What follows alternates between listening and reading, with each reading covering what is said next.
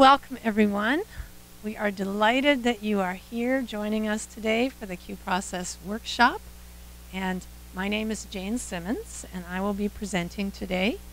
A few things before we get going. This is an all-day workshop. It's going to go from 9 till 4. We'll have 2 breaks, one mid-morning, one in the afternoon, and we'll stop for lunch for an hour from 12 to 1. Okay. And you all have a workbook that you received as you came in. We're going to be using those workbooks throughout the time this morning, and then you will also be using it for your 21-day process when you leave here. So I'm going to recommend you put your name in your book, because they're all the same, so that we know that it's yours.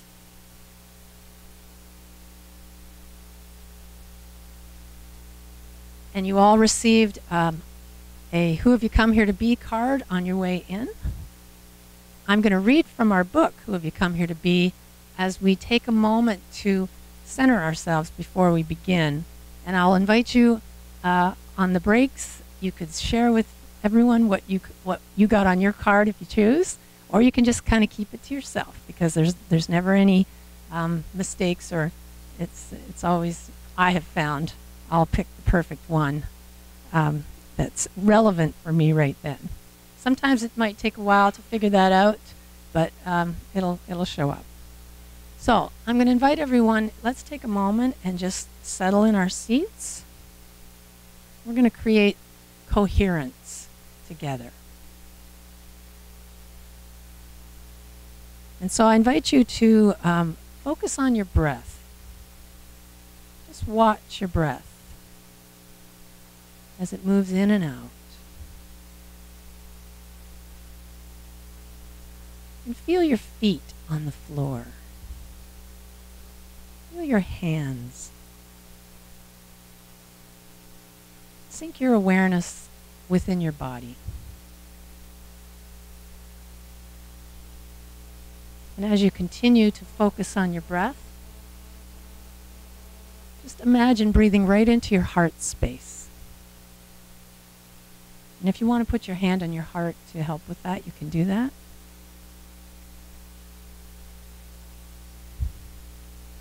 And now breathe into your heart and bring into your mind's eye someone or something that you deeply appreciate. You could choose a person, or a pet, or a place of beauty, or a cherished memory, whatever it is. Choose something that can bring forth this feeling of appreciation.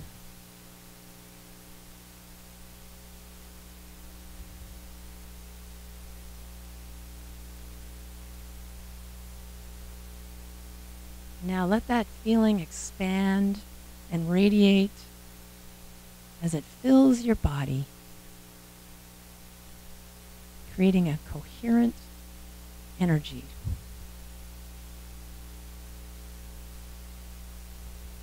And we let it expand beyond the body as we fill this room with this beautiful vibration of appreciation.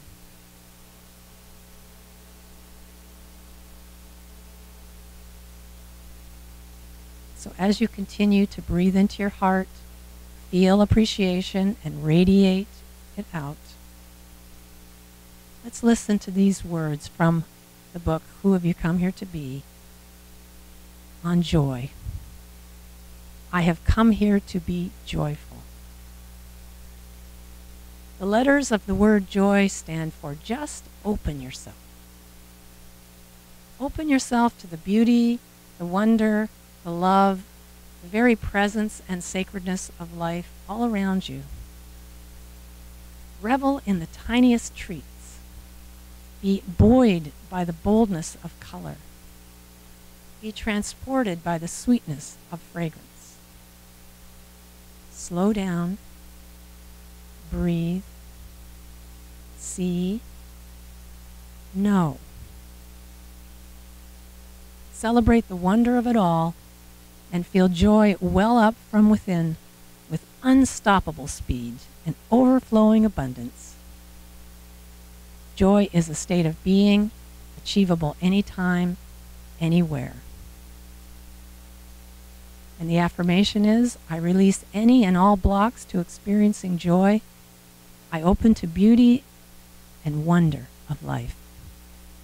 Joy is my natural state as I look with unfailing eyes on the sacredness of all life. And my life is filled to overflowing with joy. And the quote from Rumi, when you live from your soul, you feel a river moving in you, a joy.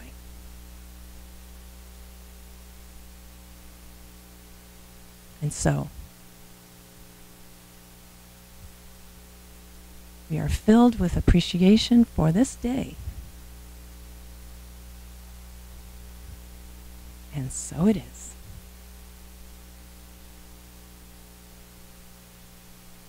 Thank you. I'll invite you to bring your awareness here as we come together. Well, again, welcome to all of you, and we are delighted you're here. So the Q Process Workshop. A good place to start is actually the question, what is the Q process? And we're going to go through the practice in detail later, but right now I really want to emphasize a little bit of what the Q process is and what it is not. The Q process grew out of a body of work that is based on 30 years of consulting with organizations in the areas of conflict resolution. So that's where it came from. And it's a self-awareness process that brings together several components, and we're going to see all those show up on the screen now. Appreciation, which is something we just practiced together. Compassion is big in this process, both for others and for ourselves.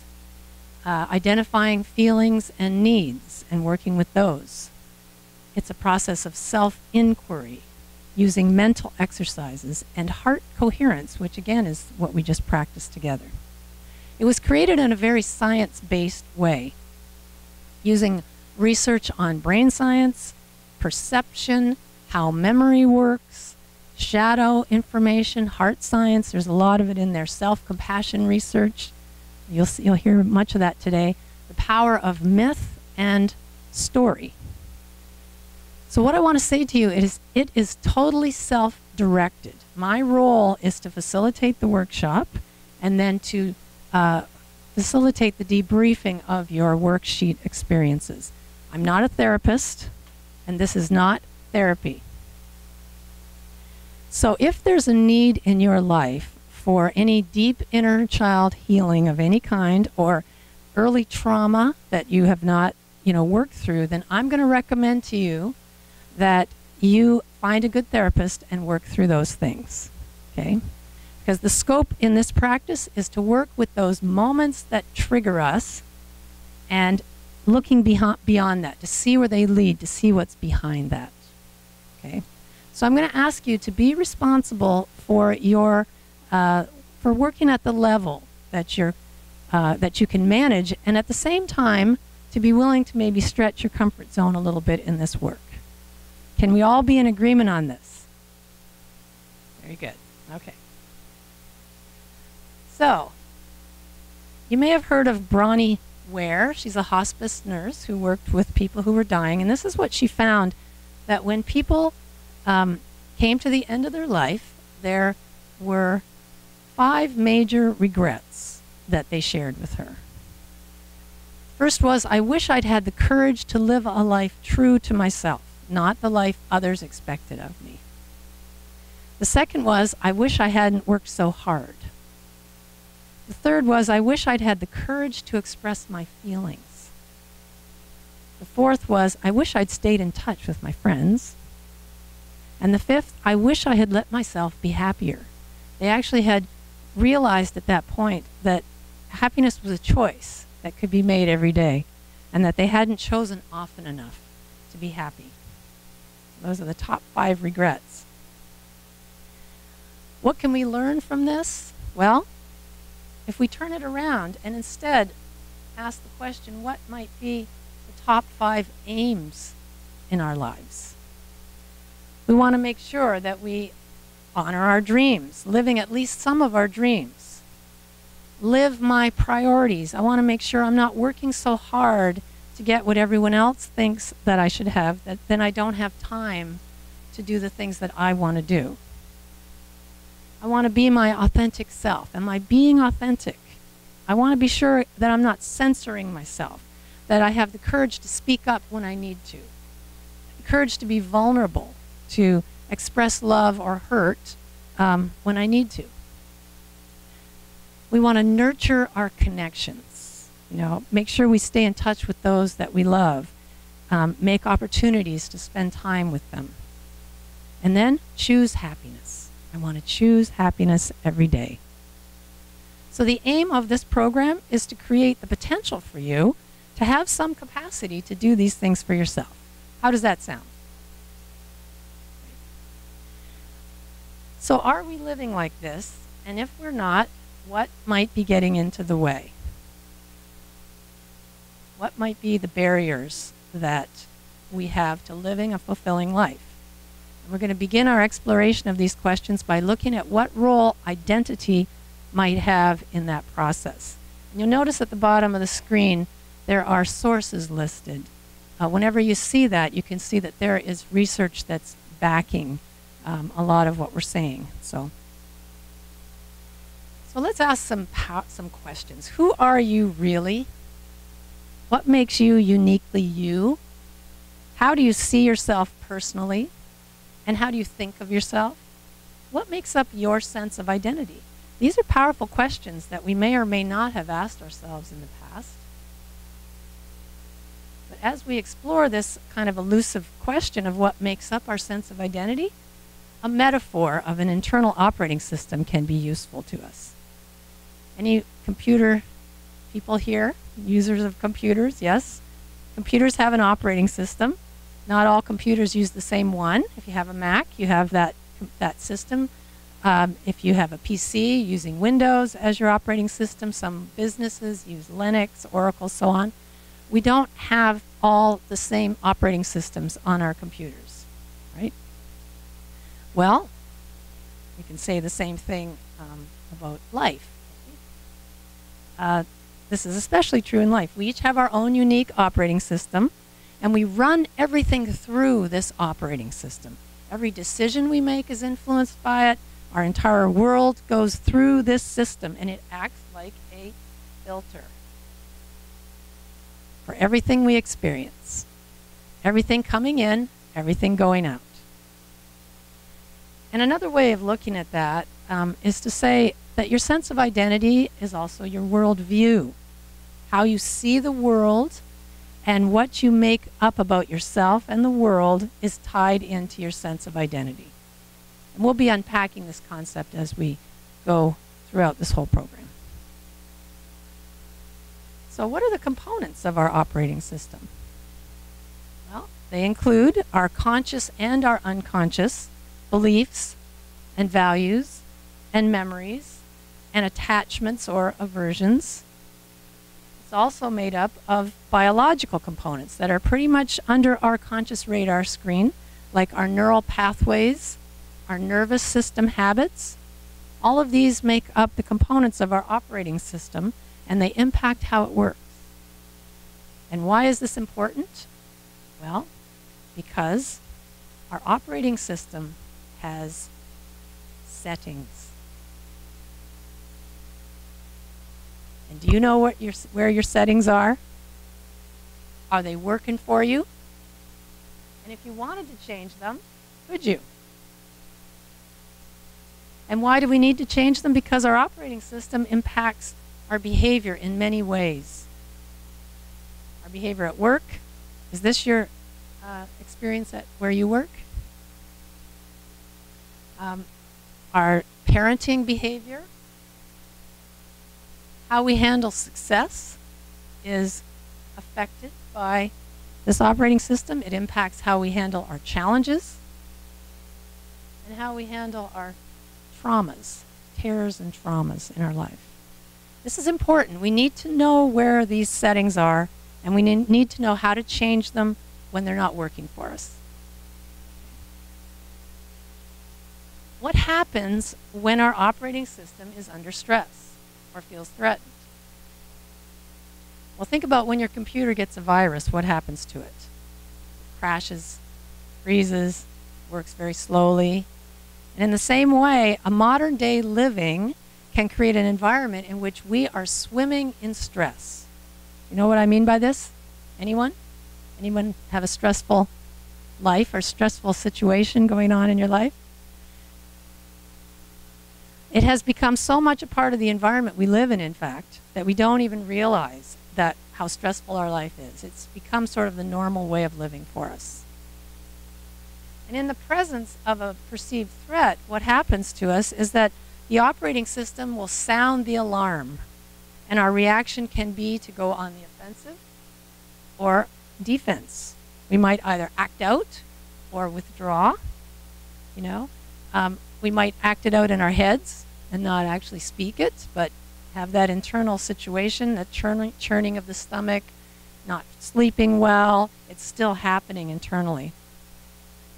And when we're in that defensive state, we certainly do not have access to our creativity, our open heart, clarity of thought, all those things. They're just not available to us during that time of stress. So we want to explore what we can do that instead, that is a healthier, more life-affirming way of being in our lives. And before we can do that, we need to look a little deeper at what actually happens to us when we are experiencing stress.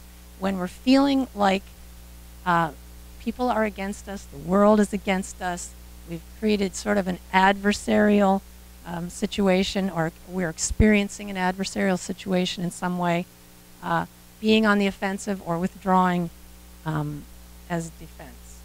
So we want to take a look at the enemy. Now, we're defining enemy here as a life situation or a relationship that looks and feels like it's against you. Someone or something that can bring forth a feeling of discomfort. You could also use the word challenge instead, if that's better for you.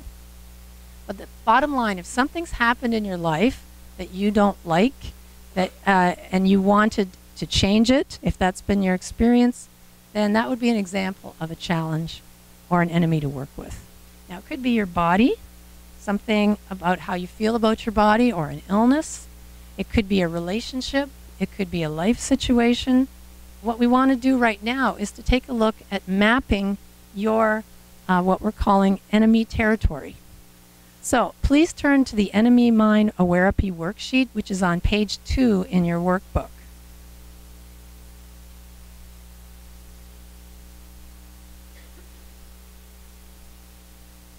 Now I'm going to ask you to choose a situation that you can work with, something challenging or upsetting, but don't pick anything that's just too painful. This isn't the time for us to be doing deep inner child work. We're not doing therapy here, we're doing awareapy. It's becoming aware of these things.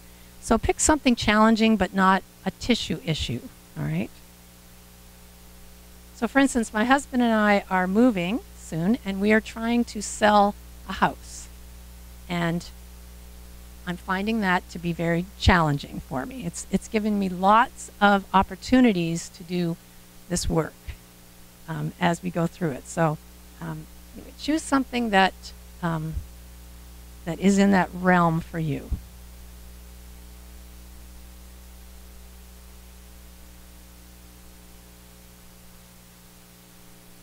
When you've chosen it, write it on that first line under number 1, and you'll notice there's just one line there. So we're not writing the whole story, we're just writing enough so that we can get what's happening.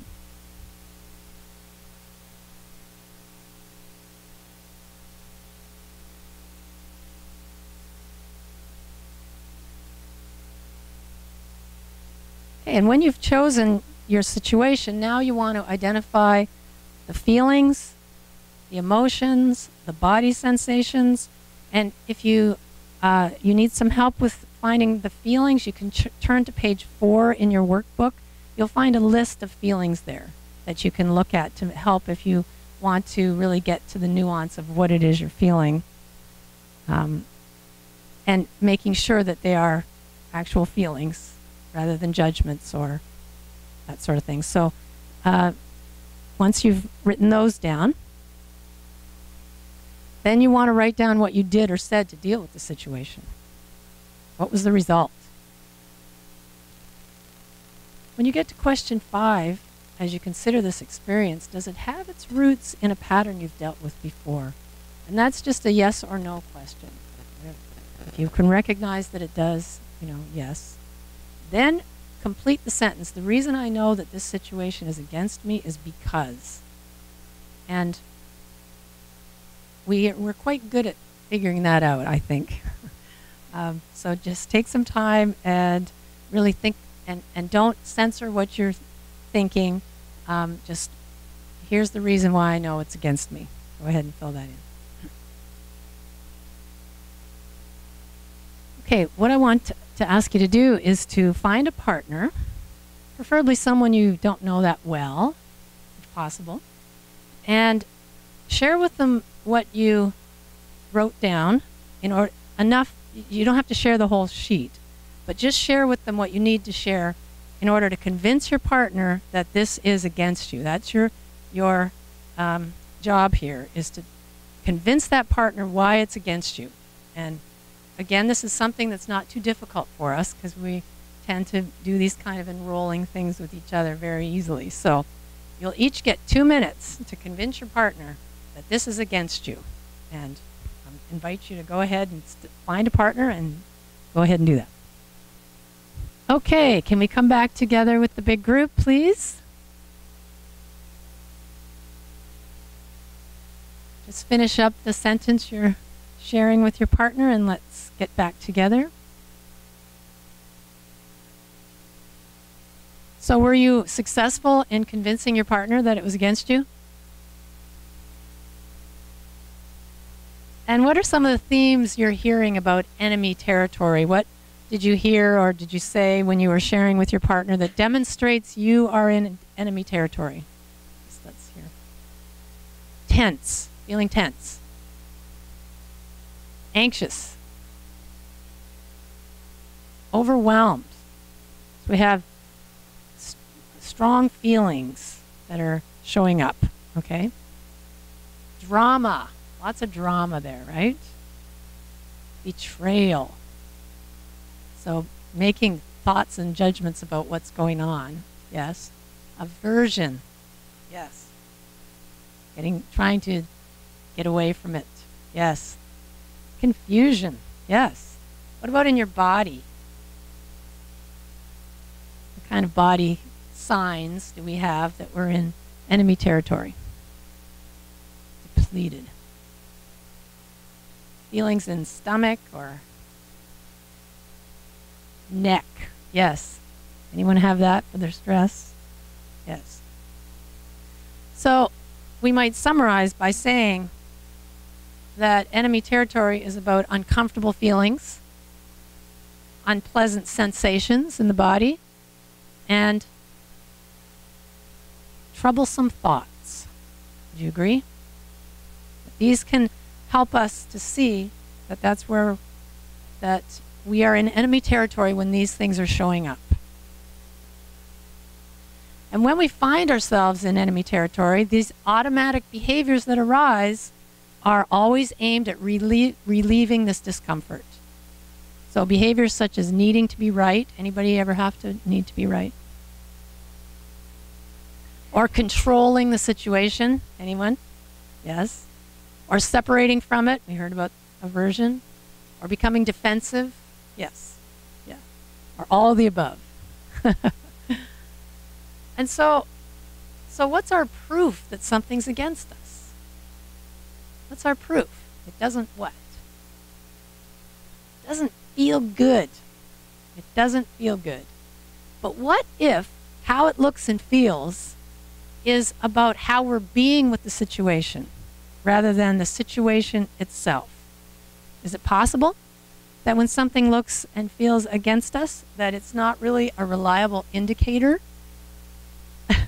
of whether it's for or against us. Is that a possibility? Maybe. Well, can you think of a difficult life situation or event that happened in your life at some point that felt like the end of the world at the time and you came to realize was kind of the best thing that ever happened to you? Anyone? Have you had that happen? Yes. So I remember losing a job once that I thought was the end of my life. I was very young. I mean, I was about 19, and I thought that it was so traumatic to me.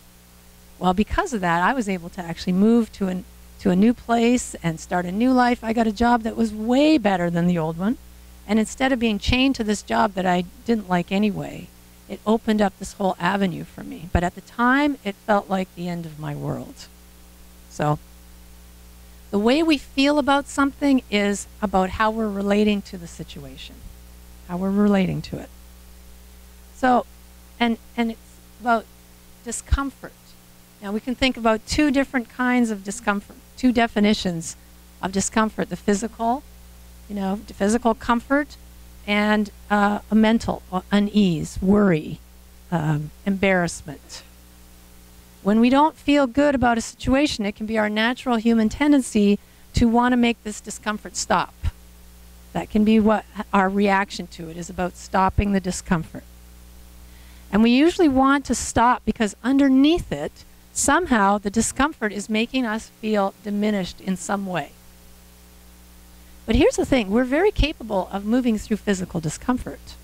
If you've ever gone camping before, if you have a love of camping, you're willing to put up with the physical discomfort. Or when I got my black belt, I will tell you, I have black belt in karate. I remember my black belt test going through huge amounts of physical discomfort and just kept on going, determined I was not going to be stopped. And then being so grateful it was over, done with it, but able to step up and overcome what I thought I couldn't do. And then mental unease. There are times when we're uncomfortable with what's going on. So imagine you have a child in school and you get called by the principal's office to come in and talk to them about it. Would you feel any unease about that? And yet we do it. We say we're going in because we're connected to our child, and we want to overcome that mental unease that might make us kind of want to run away, but we find we have within us what we need to go through that. So it can be tempting to look outside of ourselves and try to change the person or the situation in order to avoid the discomfort. Does this make sense? I mean, have you experienced this before? And of course, there's a difference between trying to change a person or making some kind of reasonable behavior change request. Certainly we can do that. However, if we feel diminished by someone's behavior, that's my responsibility. So please write down this thought in your workbook. No one can diminish me but me. No one can diminish me but me. The only person who has that power is me. Now, I can give that power away in a situation, but I'm giving it away. That's coming from me. I mean, that's good news, don't you think? Really, it's good news. But what if in that moment of discomfort, we were able to kind of pause, stop, realize that although this doesn't feel good to me right now, there's a gift in the situation. Can you imagine that?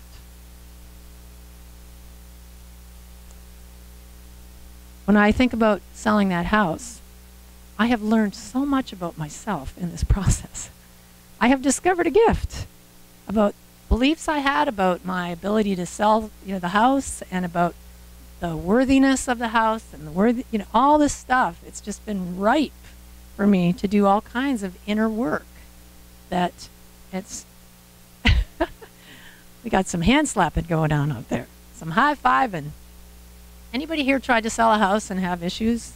Okay, so you know where I'm still have. Okay, so you know what I'm talking about. But what gets in the way of this process of you know, having something happen and then feeling diminished by it. What stops us from having that moment of understanding now that I'm going to find the gift in this? Well, because here's why. We're on red alert. Now, most of us spend a lot of our lives in red alert, where everything's on red alert, everything high alert. And when we're in that space, we are not able to access the deepest parts of ourselves. You know, brain research has been great on this, showing us what happens when we're stressed out like that. Our neocortex, the thinking part of our rational part of our brain, is completely offline. Completely. The thing that makes us human, our higher thinking capacity, our heart, our creativity, all those things are unavailable to us when we are on red alert. So how easy do you think it is to be fulfilling our potential when we're in that space? You know, how confident do we feel? How willing are we to try something new, step out?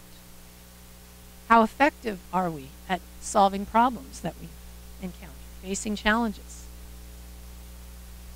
And that red alert state is what can really hijack that whole part of ourselves. So when we talk about potential, what is the extent of your potential? You ever wonder that? I mean, potential is just, what is my potential? What's my capacity for fulfilling my potential? What's your purpose here? And just who are you really? Well, we want to watch a short video that explores these questions. So, do you know that you're the one?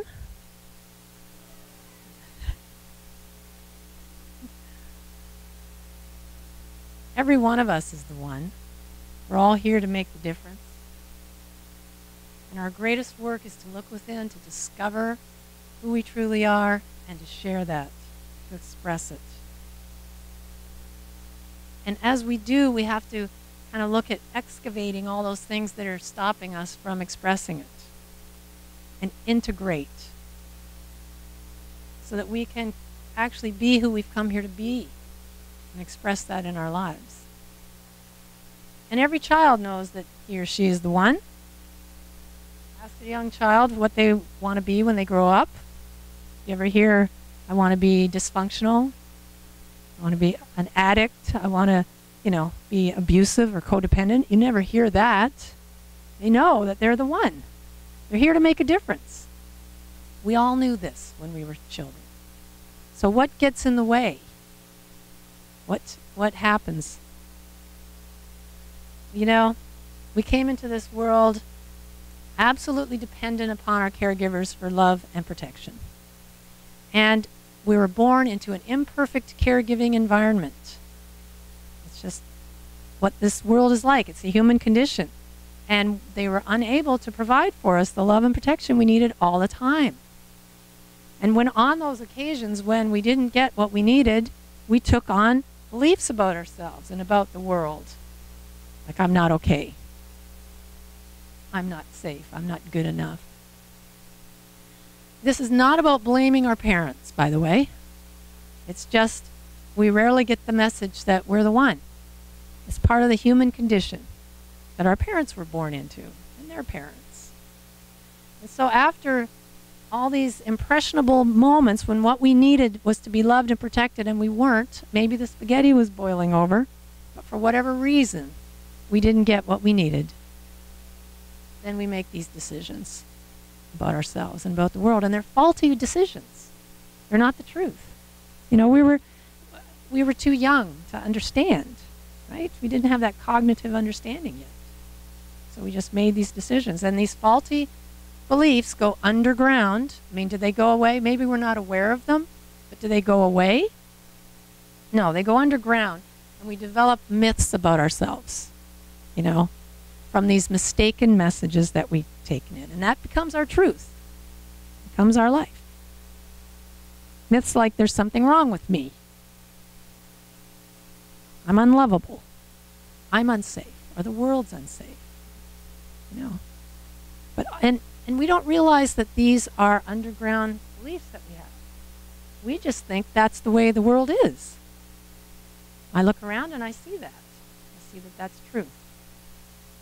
So, you know, we pick these up at pre-verbal stages. And we just want to be in that place of compassion for ourselves and for all of us in this human condition.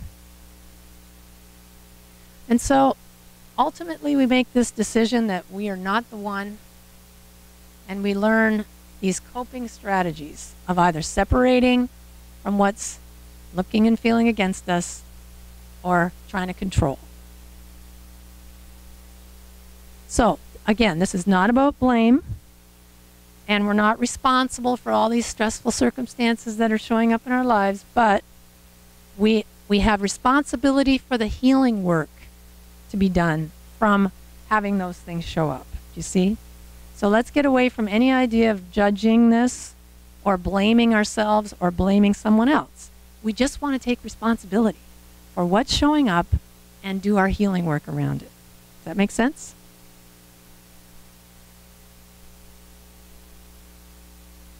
So, what else happens? Well, from these early experiences, we form a social mask. The shadow self comes out. And life can only seem to be against this false self. It's not who we are. It's a false self that we have created, and the coping mechanisms that we learn become our unconscious or default behaviors, our reactions, our beliefs, all those things. And when we become aware of this dynamic, it can be an exciting moment, because we can uncover the truth of who we really are. See? Sometimes to find out who we are, we have to be clear on who we're not. And we're not this false self.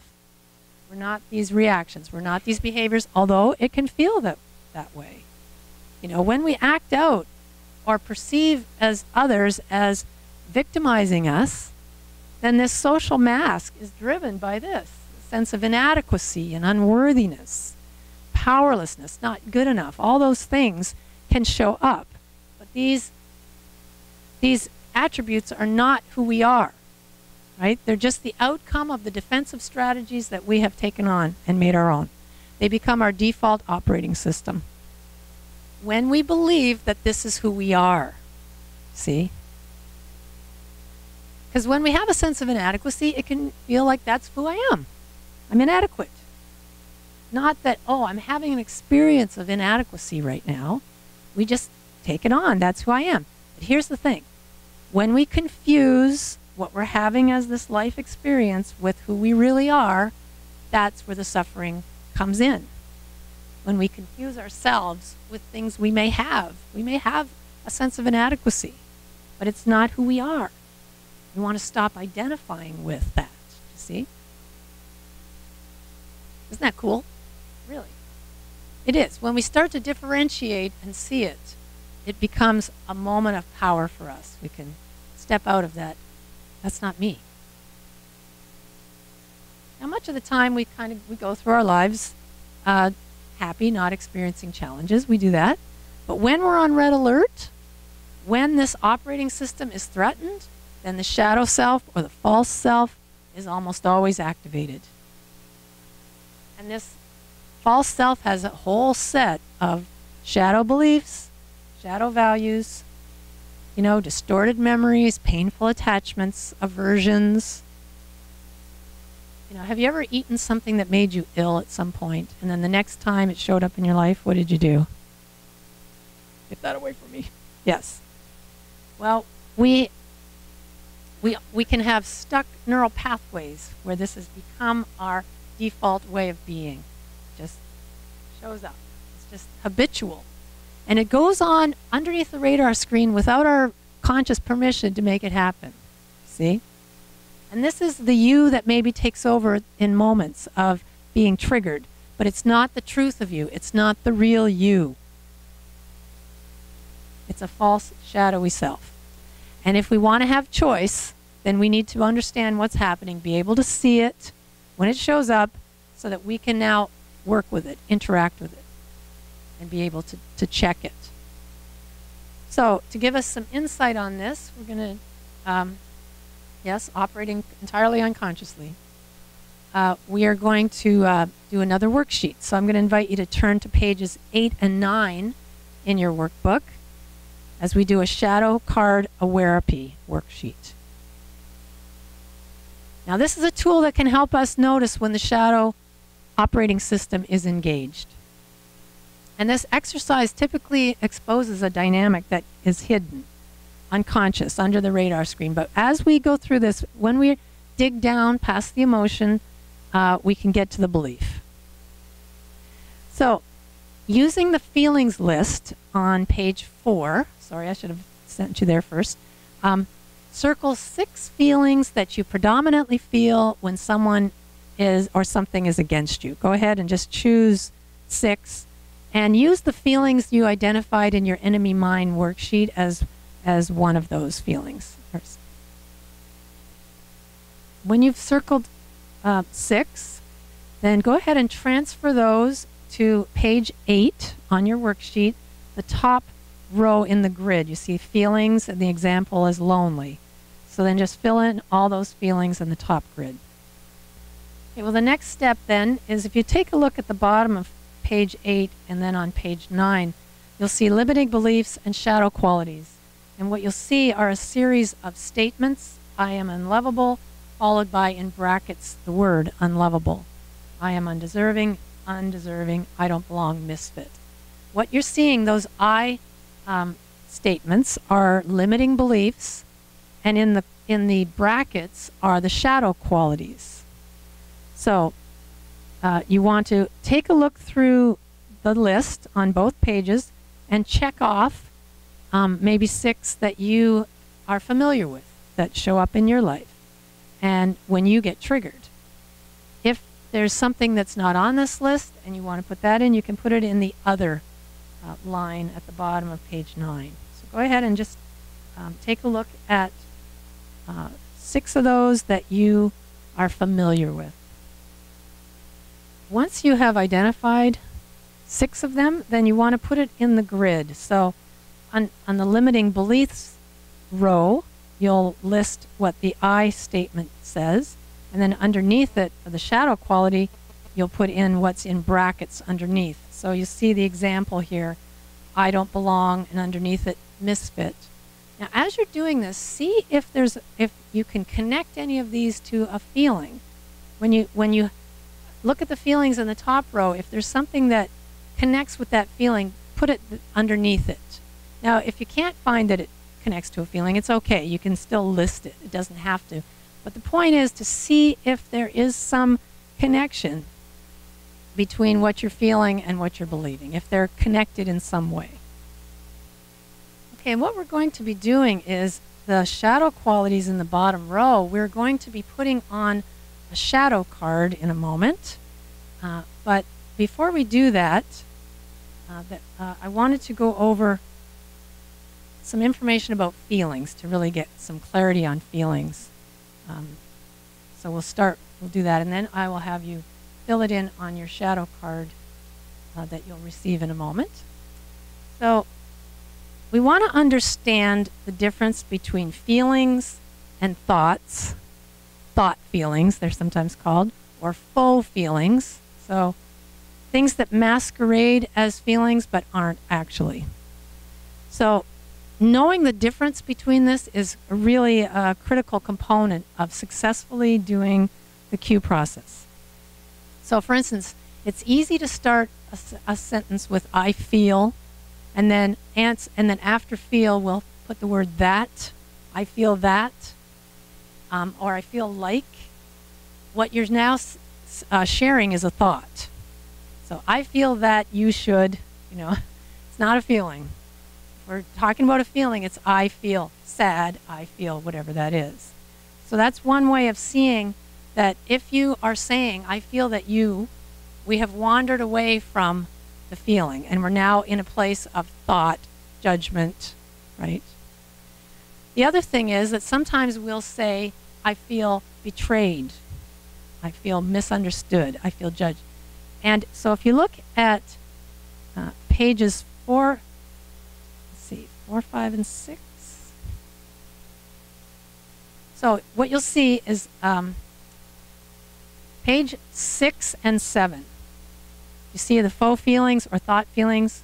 This has been created by Reverend Kelly Isola, and it's a great way to distinguish.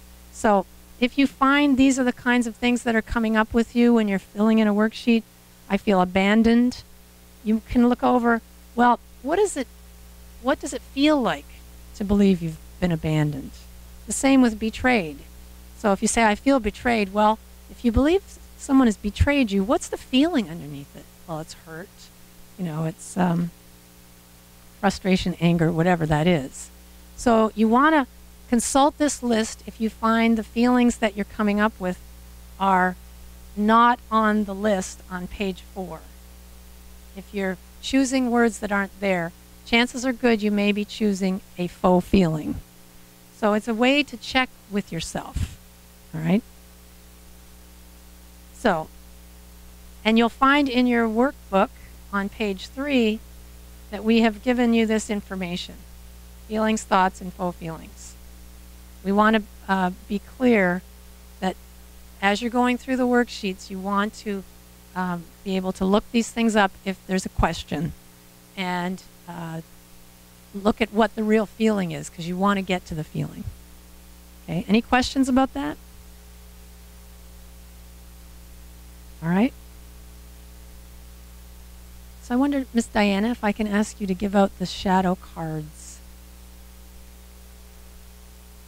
They're over there somewhere. So as Diana brings you your shadow card, you can take the shadow quality words that are on the bottom row of the grid and transfer them to your shadow card. So what you want is just one word on each line. Okay, is that clear? The bottom row of your grid, where you have your shadow qualities listed, you're going to take just those qualities and write them on your shadow card. So let me ask you, can you see a relationship between the words on your shadow card and the predominant feelings of discomfort that you chose? Anyone? Because often those feelings will occur as a result of the internal operating system qualities, shadow qualities at work being triggered. And so it's just an awareness piece to see that, oh yeah, I see that that happens to me. And to become aware of it in such a way that we can now look at, so what do we do with that? Right? All right, let's all take a deep breath. You're doing great. You're doing great. Remember the being comfortable with discomfort piece. Because this stuff is not always easy to walk through, you know? So I see you as wonderful, courageous people who are stepping up to the plate. I acknowledge that. Yes, give yourselves a hand. Yes, indeed. Because here's why this is important. We want to reclaim the power that, you know, of creation that we have. You know, we can be very good at recognizing when we create something we like in our lives. Look at that. You know, I've got that degree. You know, got this house. I've got this job. Whatever it is, we want to be. You know, we can claim that as an accomplishment. However, we're not as skilled at recognizing when something in our life that doesn't feel good might have been something that we have created. We might look around for someone else to blame, right? Like a spouse or a child or work or whatever. As long as it's outside of us, we have no control. And so the good news is that we do have control. We have the ability, as we become aware of this, if we're creating things in our lives that we're not aware of, it can seem like the whole world's against us, you see? And so when we take back that responsibility piece, which really is just the ability to respond, it's a huge moment for us in our work that we do. It's really empowering. And so we create out of our most noble self, we might call it, our noble intentions, who we've come here to be, or we can create out of our shadow, consciously or unconsciously, and unconsciously. And by denying the creative power of the shadow, we deny a whole bunch of ourselves that's there, under the surface. There's a lot of creativity there. And the sooner we are able to own up to what we're creating, the sooner we can clean up those messes and create things that are more life-affirming, things that we want to see happen in our lives. Because that's what our creative potential really is. Isn't that awesome? Really. And so we do that by bringing this, the light into the shadow. We want to bring that creative power of the shadow into the light, recognize it, make it conscious, bring it into awareness, integrate it. That's the work we're about. We're not trying to banish it.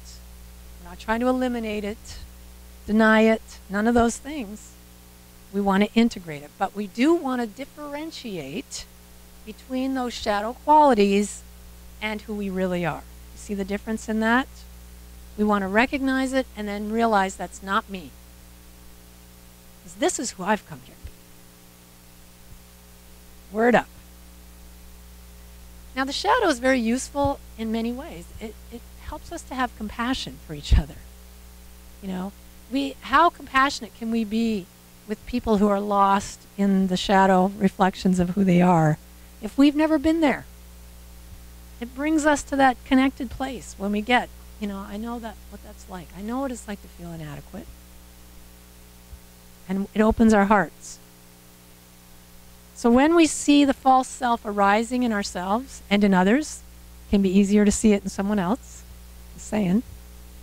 We want to have the self-awareness tools that can show us, this is the shadow. I'm shadow boxing with someone. This is our shadows boxing. So now that you recognize it, what do we do differently? Well, it's all about two struggles. There are two struggles. The first is the struggle to separate from the discomfort. We've talked about that. And that's when we need to be right, try to control, separate, avoid, right? Go on the attack. The second struggle is to differentiate between the false self, the fears or the insecurities or the inadequacies or the sense of not good enough. And we want to differentiate that from who we've come here to be. We want to recognize it as the false self and see that that's not me. I may have fear, but that's not who I am. I may have inadequacy, insecurity, something I have, but it's not me. And this can be difficult for us. It can be a struggle because we're often in the habit of having something or someone be against us, and that making our coping strategies be about trying to fix that. So it's a habit that we have. Anybody relate to this? And it takes daily practice to change this habit, because the neural pathways are nice. They're very well developed for us to do these coping strategies. How long have we been doing it? You know, we saw what happens to us when we're very, very young. These become rooted then. And so, you know, for us to make a change like that, the good news is brain science tells us that we can do it, but it takes practice. It takes work. And that's what the 21-day practice is all about, is helping us to create these new neural pathways.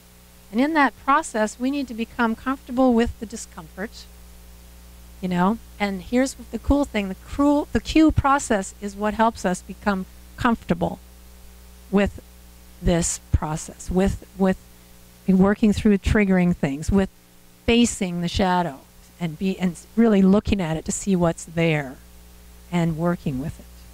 The cue process is what can help us be comfortable with the discomfort. We can own what's going on within us. We can resist the urge to judge ourselves and to judge other people as we're doing this. And we can honestly examine our own shadow-driven behavior and just become aware of it. And when we do that, we can change from reacting to responding. No, we're not at the mercy of what's going on out there. We can actually have true freedom through this.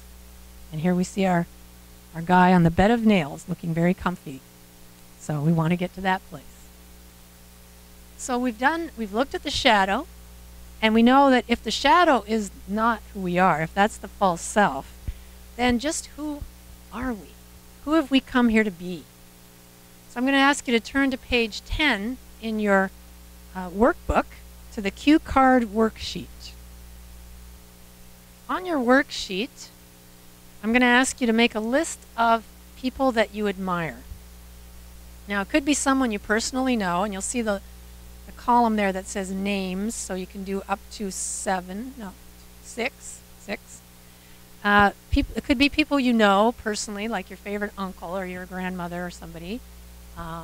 Or it could be someone from history that you don't know, Gandhi, whoever. Or it could even be a fictional character, yes? Yes. Yes, you could.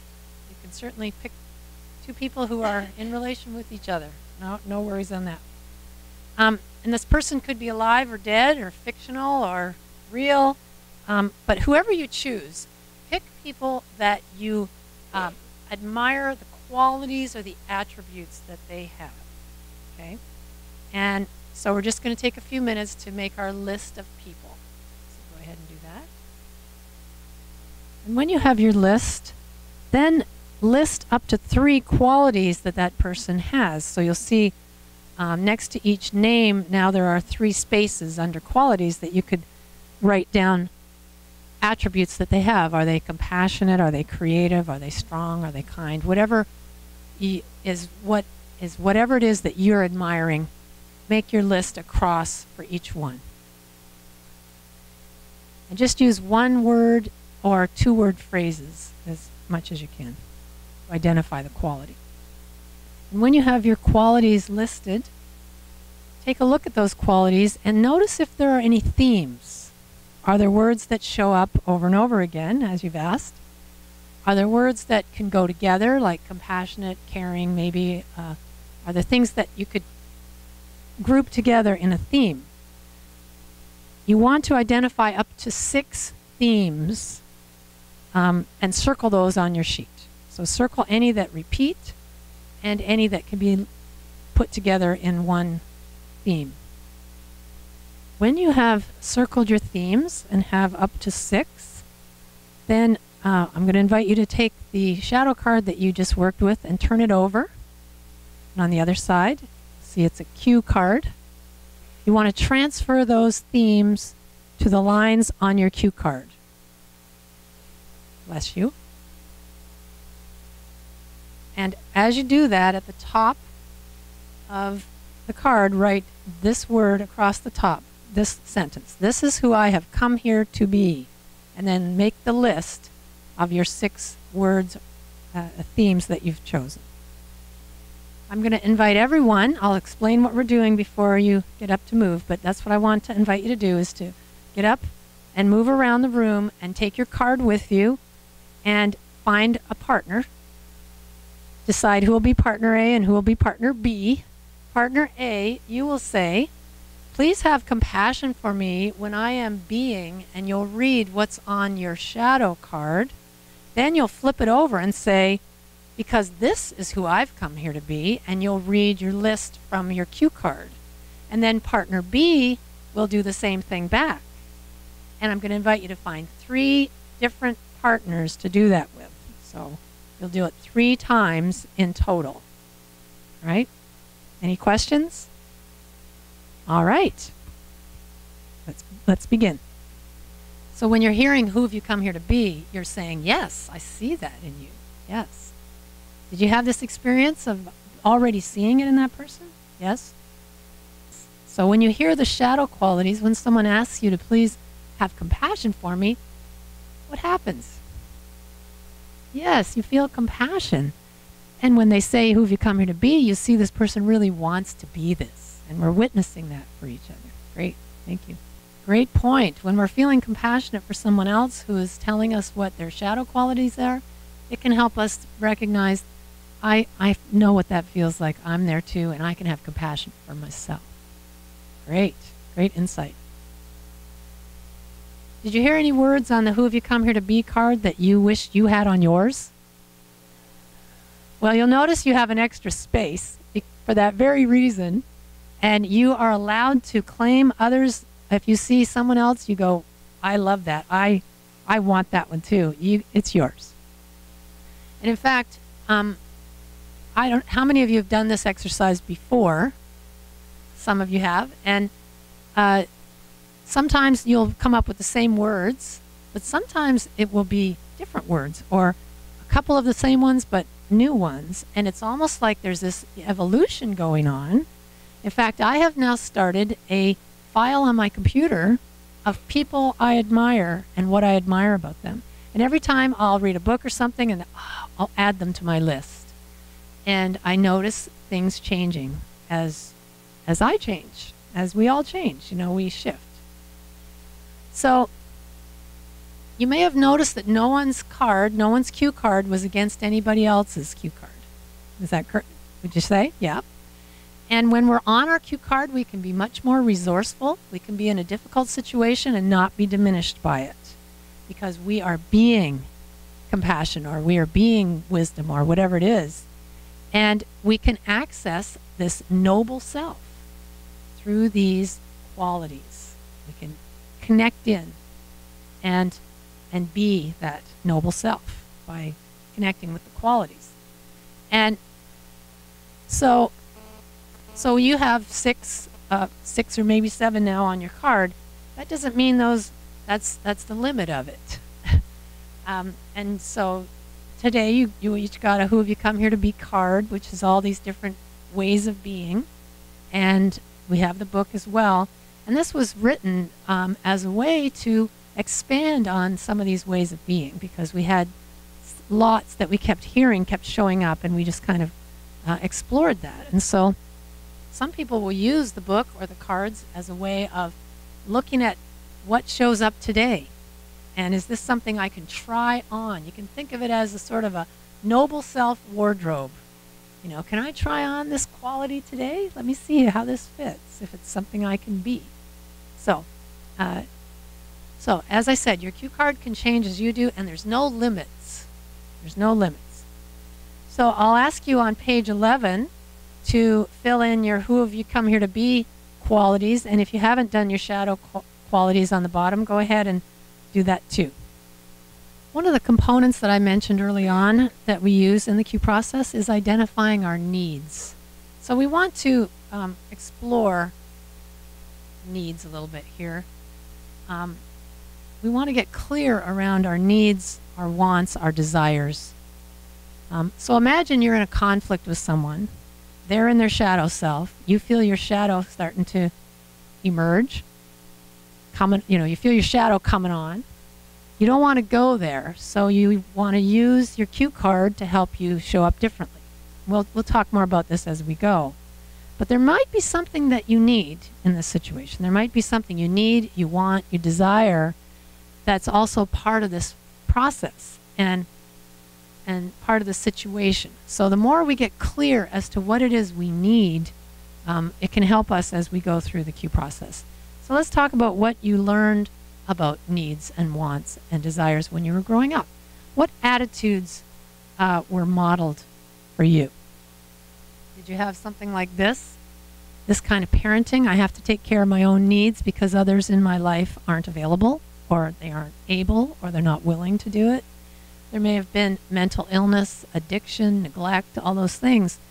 Economic issues could have been a factor that caused our caregivers to need multiple jobs, so they weren't available for us. They weren't present.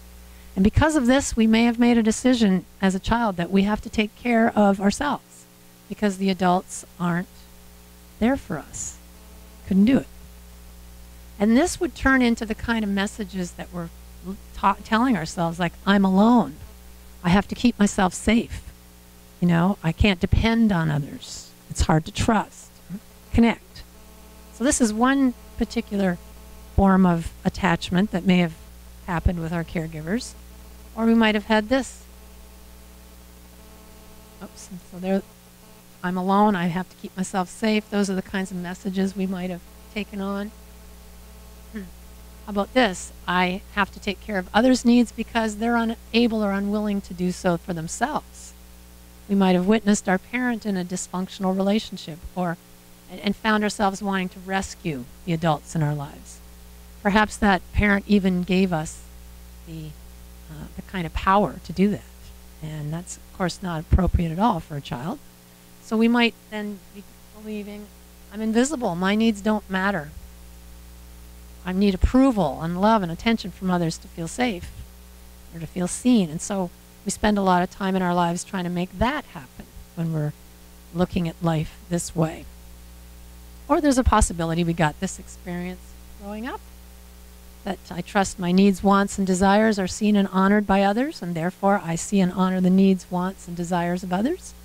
It's possible there were adults in your life who, and not necessarily even your parents, but who did love and care for you, maybe a teacher or a grandparent, maybe one of your parents.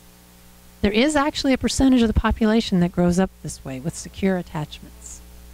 And hopefully there's becoming more and more and more as time goes on.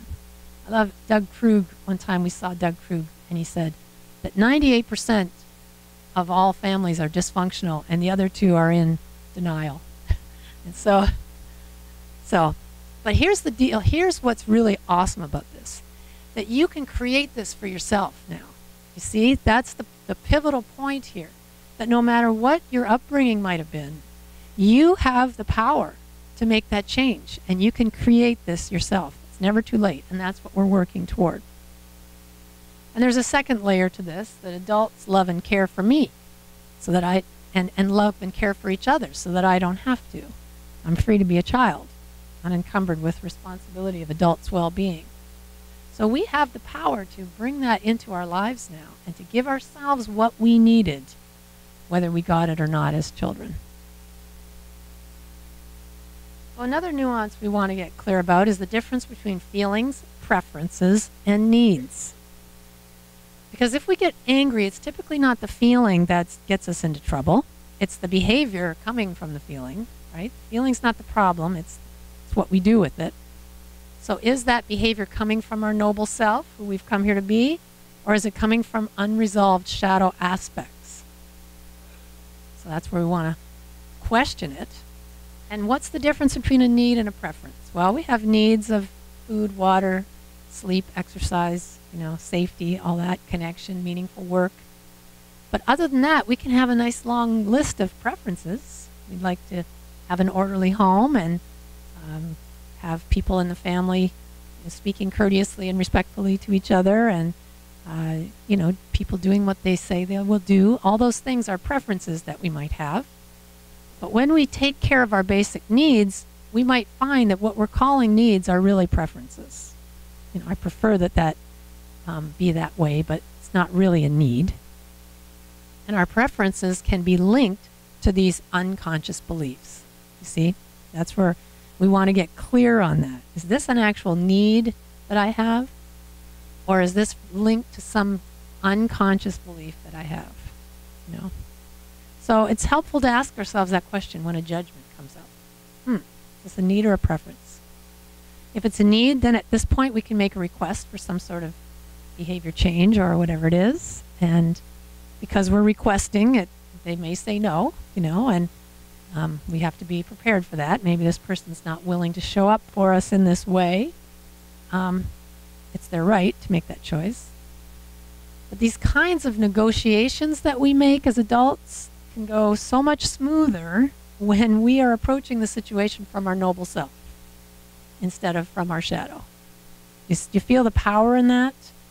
Because as we show up more as our noble self, we find that the outcome changes because we change and we see things differently.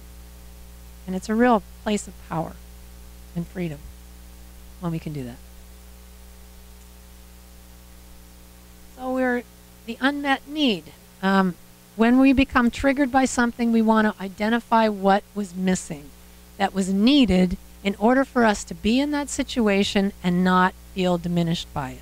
I mean, the situation still would have happened, but we could have been in it and felt, stayed in our noble self. So what was missing? What need was there? Was it a sense of abundance, or safety, or innate value, or self-love, or connection? Was it any of those things?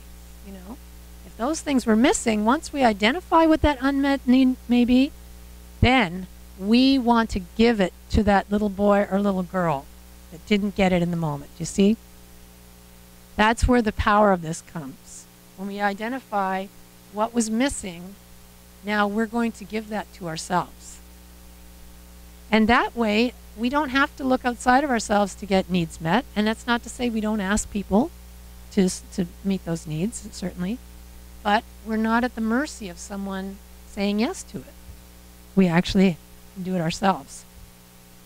And so the key is to recognize shadow expressions as a cue for us to look for the unmet need. What is it?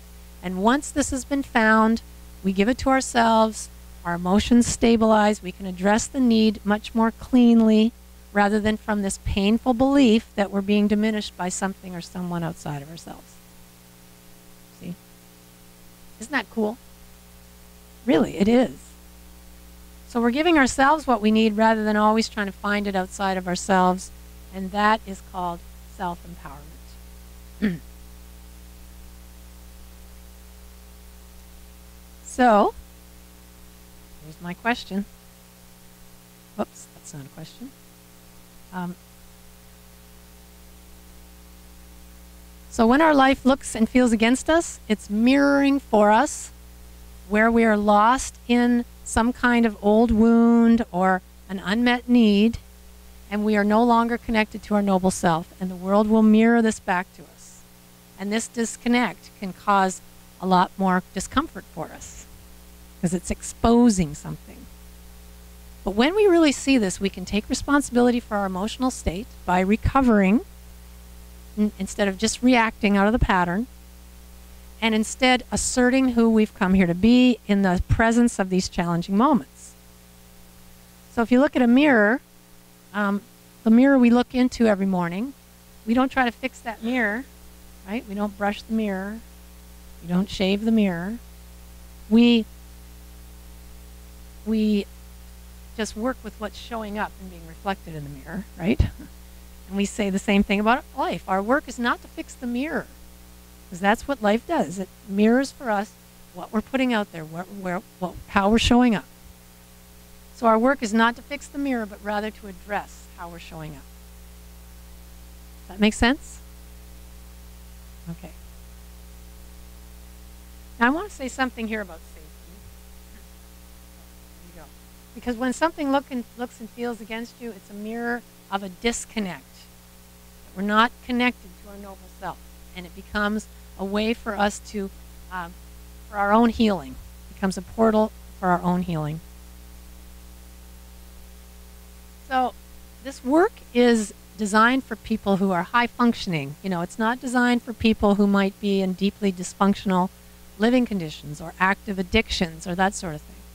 Because there are certain things that can happen in those environments that are not safe, that are actually dangerous, and threaten our personal and emotional and mental safety. So if you are ever in a situation where you feel your physical, emotional, or mental safety is at risk, then remove yourself from the situation rather than using your cue card. Okay, are we clear on that? We never expect someone to stay in a dangerous situation and cue card their way through it. We're not going to do that. Because sometimes the clearest cue card authentic action you can take is to remove yourself from a dangerous situation. All right? So if that's, is everyone clear then? Is there any questions about safety? Because we're talking about if something's dangerous as opposed to if it's difficult. All right? So now we're going to ask the question. Are you ready to enter Q territory? I should warn you, once you enter, there's no going back.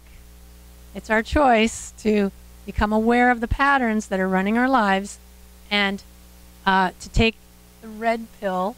You remember the movie The Matrix? You took the red pill or the blue pill. Now we're taking the red pill, and we want to wake up and not have our behavior be unconsciously driven by these patterns. But once we take this pill, we can't unknow it. Right? We can't just go back to sleep. Have you had that experience that you've learned something about yourself or about life, and once you've expanded or evolved your perspective, you can't go back to that state of not knowing? Well, that's where we are right now in the workshop. We're at that moment of no unknowing. Once we enter, we're done. Because here's the thing, it's a choice. We're going to make a choice here because we're literally turning the page on our internal lives and how we can show up as this noble self. And we want to be conscious here. This is a conscious choice because turning that corner comes with a degree of self-responsibility. Okay. All right. So everybody, you've taken the red pill? Here we go. Yes, are you ready to unplug from the Matrix? It's a great movie. So let me ask you this question. We talk about being on your cue card and off your cue card. How do you know when you've fallen off your cue card? What are some of the ways that you can tell you're no longer on your cue card? What shows up? Aggravated. Embarrassed. Out of balance. You feel out of balance, yes. Feel stupid.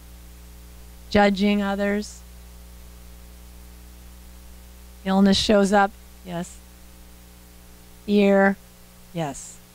When we start, and someone said judging, when we're telling these stories, becoming defensive, yes. So, uncomfortable feelings then, right? Unpleasant sensations, troublesome thoughts. I don't know about you, but I'm having a little bit of deja vu here. Because, have we heard this before? These are the same indicators that we came up with earlier to reveal when we're in enemy territory. It's the same indicators that show us I'm no longer on my card. Perhaps these cues are not telling us that we're in the presence of an enemy. Perhaps they're telling us that we've fallen off our card. So when we arise, we can use them to awaken in the moment and recognize the myth that we're buying into. We shine the light on it. You see? So it's like one or the other. Does this mean I'm in the presence of an enemy, that's something that's against me, or have I fallen off my card? We want to use those same cues for that. So we want to get to what these myths and messages and beliefs are that are under the surface. We want to start to identify them. And this is where the power comes, when we start to really see these. So let me share with you a myth from my life that I uncovered during this practice. Okay. So I was part of a coaching team that was working with a large group, and we were modeling a coaching process. And those of us that were leading this, we each took a turn, and we coached different people so that everyone could see how it was done. We were teaching it. Well, when it came to be my turn, I got a very difficult situation. And this person that shared this with me, I felt like I did a terrible job in coaching. It was like I did the worst job of any of those coaches, right? Everybody else did a great job, not me. I didn't do good. And it brought up this real sense of inadequacy in me and a feeling like I wasn't good enough and that I really messed things up. I felt so humiliated and embarrassed. It was very difficult for me. And so so much so that the next day I thought, I need to do a worksheet on this. This is big for me. And I had really clued in as to how important it was. It was like this, I got to pay attention to this. And so I did a worksheet, and as I did, I was taken back to a moment in my life, because I was looking at where has this happened before? Where have I felt this way before at the earlier parts of my life? And I was transported back to a moment as a child when my grandmother was angry with me for nearly burning something on the stove. In fact, nearly burning the kitchen down on the stove, I would say now. And I suddenly heard these words, "Can't you do anything right?" And when that happened, I can remember I was shocked into feeling such shame. And so there I was burning something on the stove, really burning something, and had her rush into the kitchen and say that to me. And then I withdrew. I remember going to my room. I'm just feeling terrible about myself. Later, she came and she apologized profusely to me. It was just so unlike her to do something like that. But, it was a very traumatic moment for me because my grandmother never said those kind of things to me. She was the most compassionate, kind, loving, sweet person ever. And so for her to say that to me was huge. And it just felt so harsh. So I took on the belief that I don't measure up. I'm not enough. I don't measure up. You could take it back to I'm not good enough. But for me, I don't measure up is the one that landed because it just felt like I wasn't as good as anyone else. And so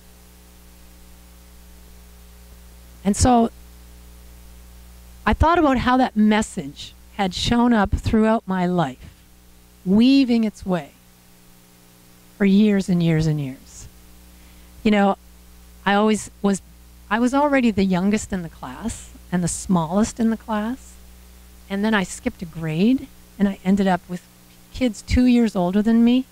And I literally didn't measure up. I was always this tiny little kid in the crowd.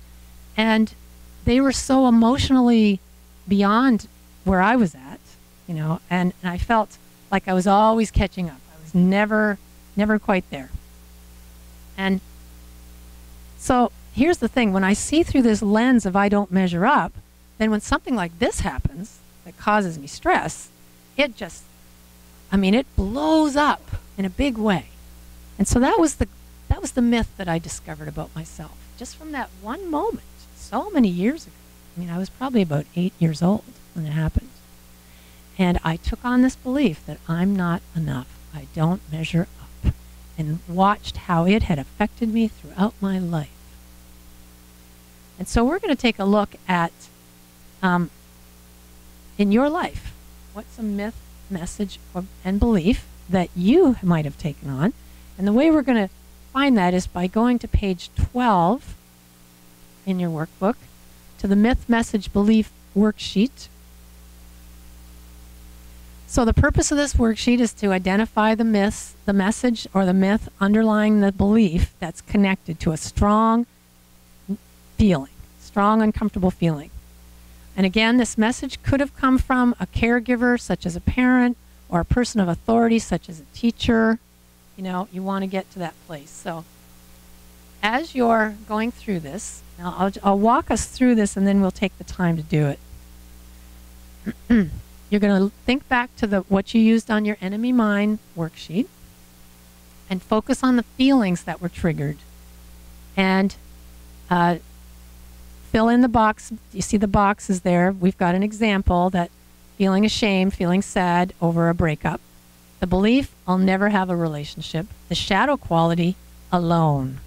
So we want to also choose a feeling from that worksheet that you did. Then what the belief was you came up with and what the shadow quality. So let me walk you through it before we begin. Now you're going to go back to an earlier time in your life when something happened that gave rise to this belief. It's probably not the first time you ever felt that feeling. And you want to go back as far as you can to see if you can identify a time when you felt that way and you took on some kind of a belief. And in fact, number 3, you drop into your heart and you imagine hearing a voice actually saying it.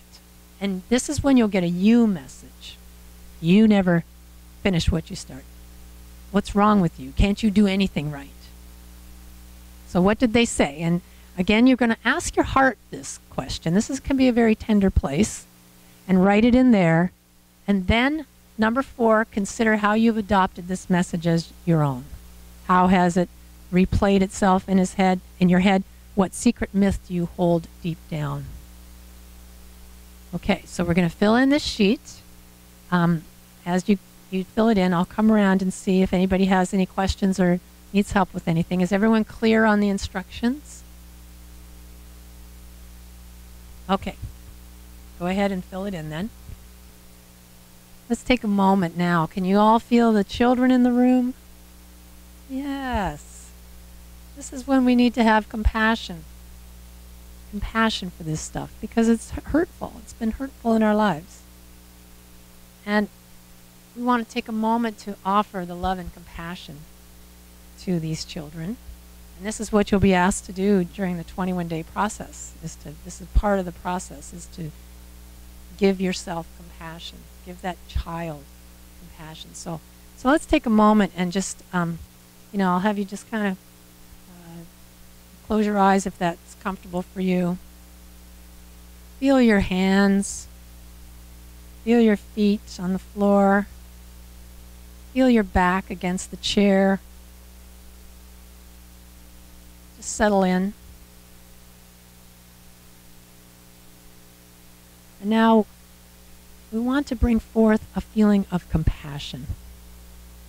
So you can breathe into your heart and let that compassion just start to come out. You can imagine this younger version of yourself crawling onto your lap. Feel the compassion for that child. Let it flow.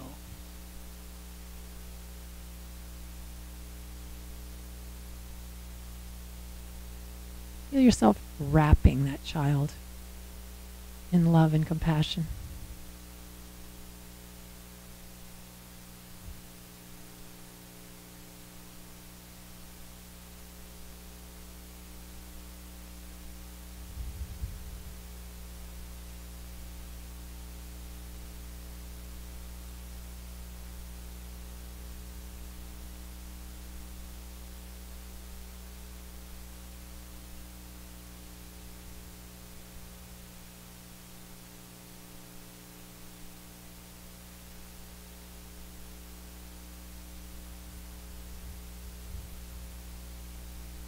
Now let's bring our awareness back to this room.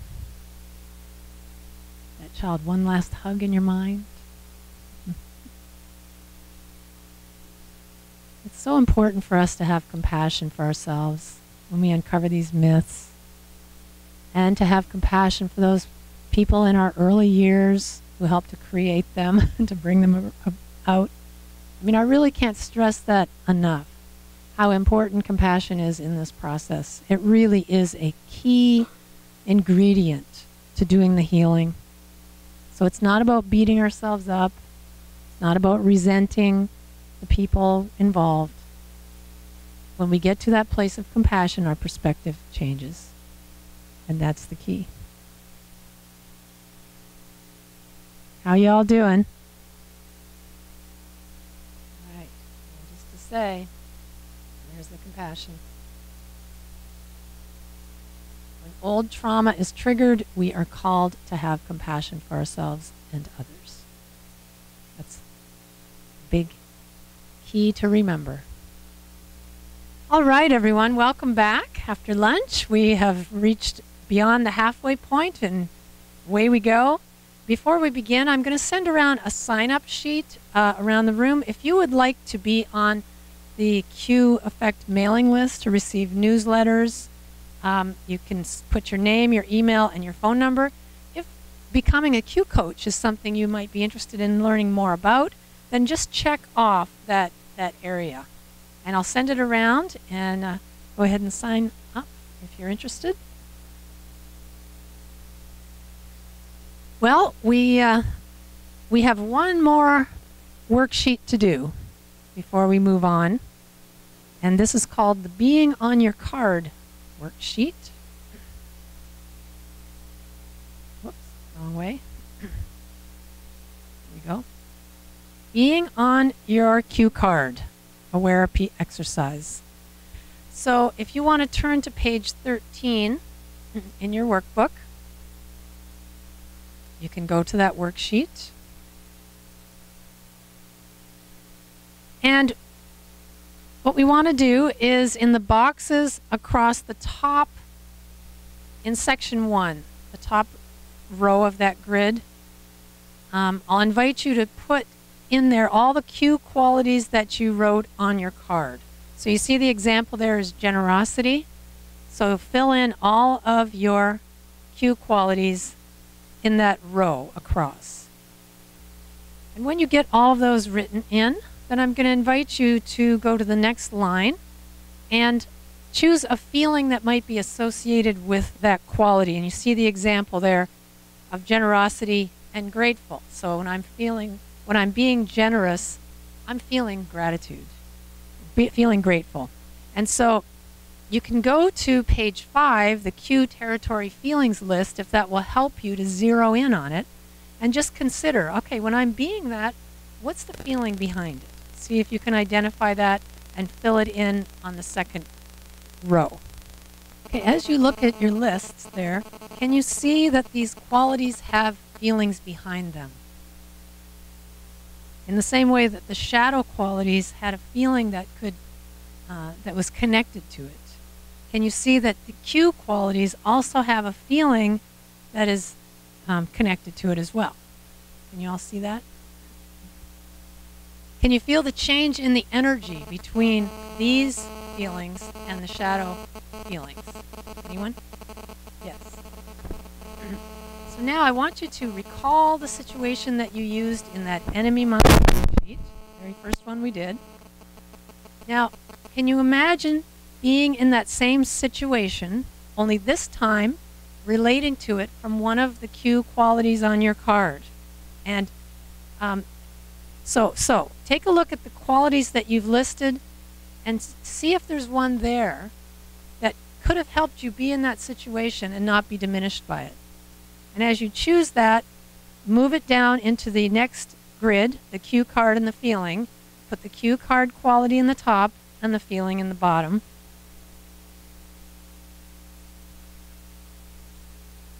You're looking for a quality that could have helped you be in that situation, still have the same thing happen, but not be diminished by it.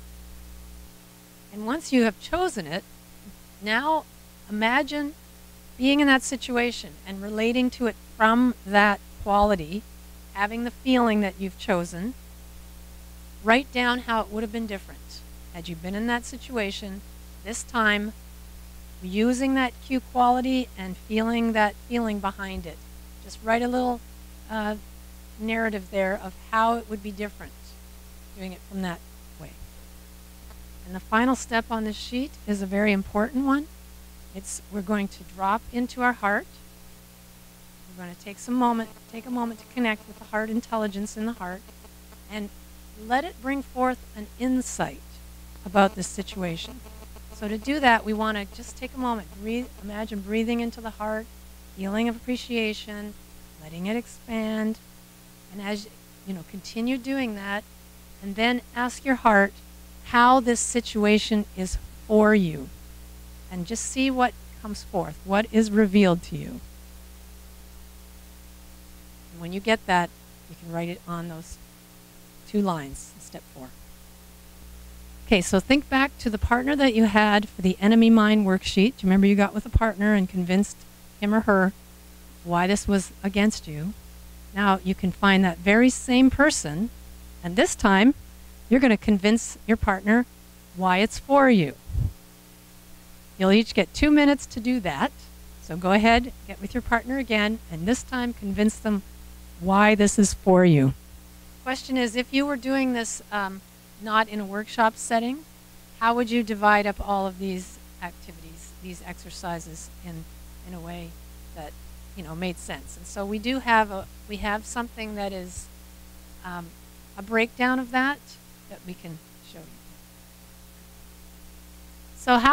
So what was that experience like for you to now convince your partner how it's for you? I could have had a V8, yes. The commercial, I could have had a V8. Yes. So in other words, do we just do one worksheet and we're completely done with these myths and beliefs? You know, we continue with them, because if you don't think I don't measure up doesn't show up for me anymore, let me you know, be clear about that. It shows up all the time, but I recognize it. Oh, there it is again. I don't measure up, it's there again. And each time it's just a little more, you know, I step into who I really am to now keep working with it. So thank you for pointing that out. It's not something that we just kind of get overnight, which is the reason we have the 21-day process.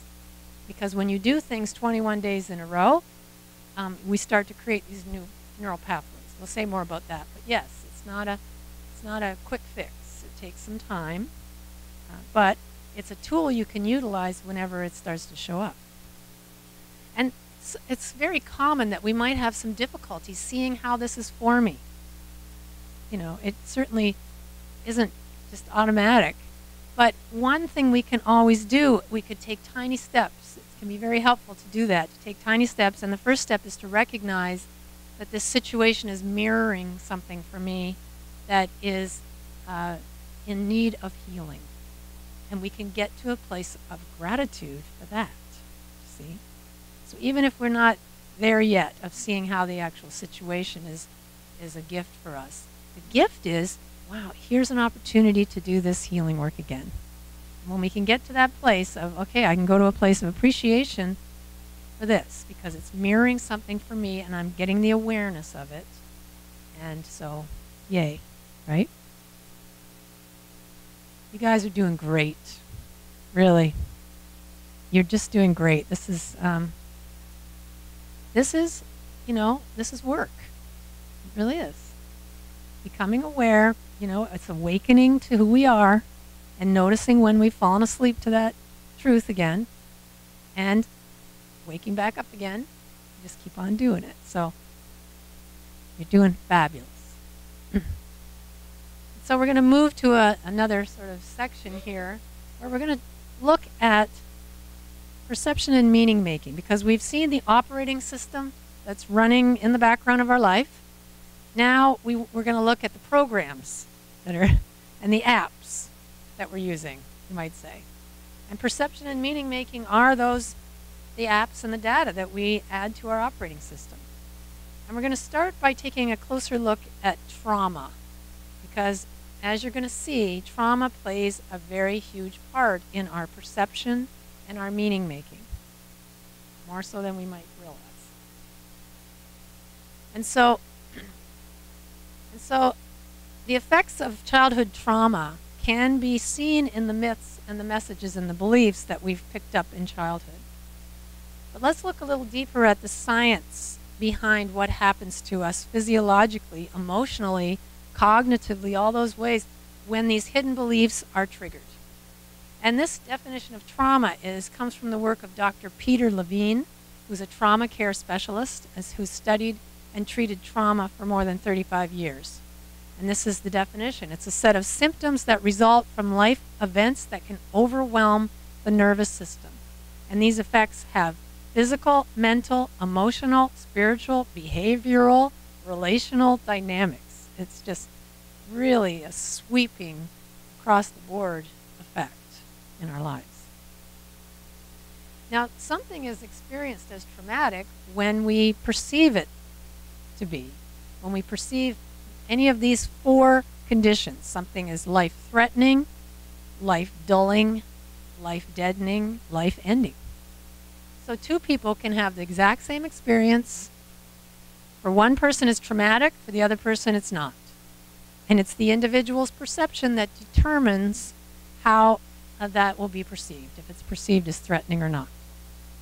So what is traumatic is a matter of perception, because we're seeing through this operating system, if you remember. And when it touches something that's within, it can be traumatic for one person and not for another. And most of the time when we think of trauma, we're thinking of sort of catastrophic events, as opposed to all the little traumas that happen more frequently. So as children, many of the things that happen to us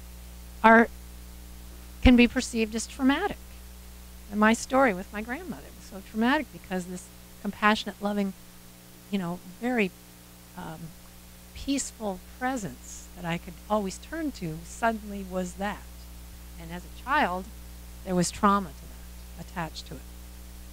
So many of the things that may have occurred in our childhood can be perceived from us as a loss of love or safety. It's not safe, or threatening in our mind as children. And when events are perceived as threatening, either for ourselves or someone else, it's maybe something we even witness in someone else, it can bring up these feelings of helplessness, terror.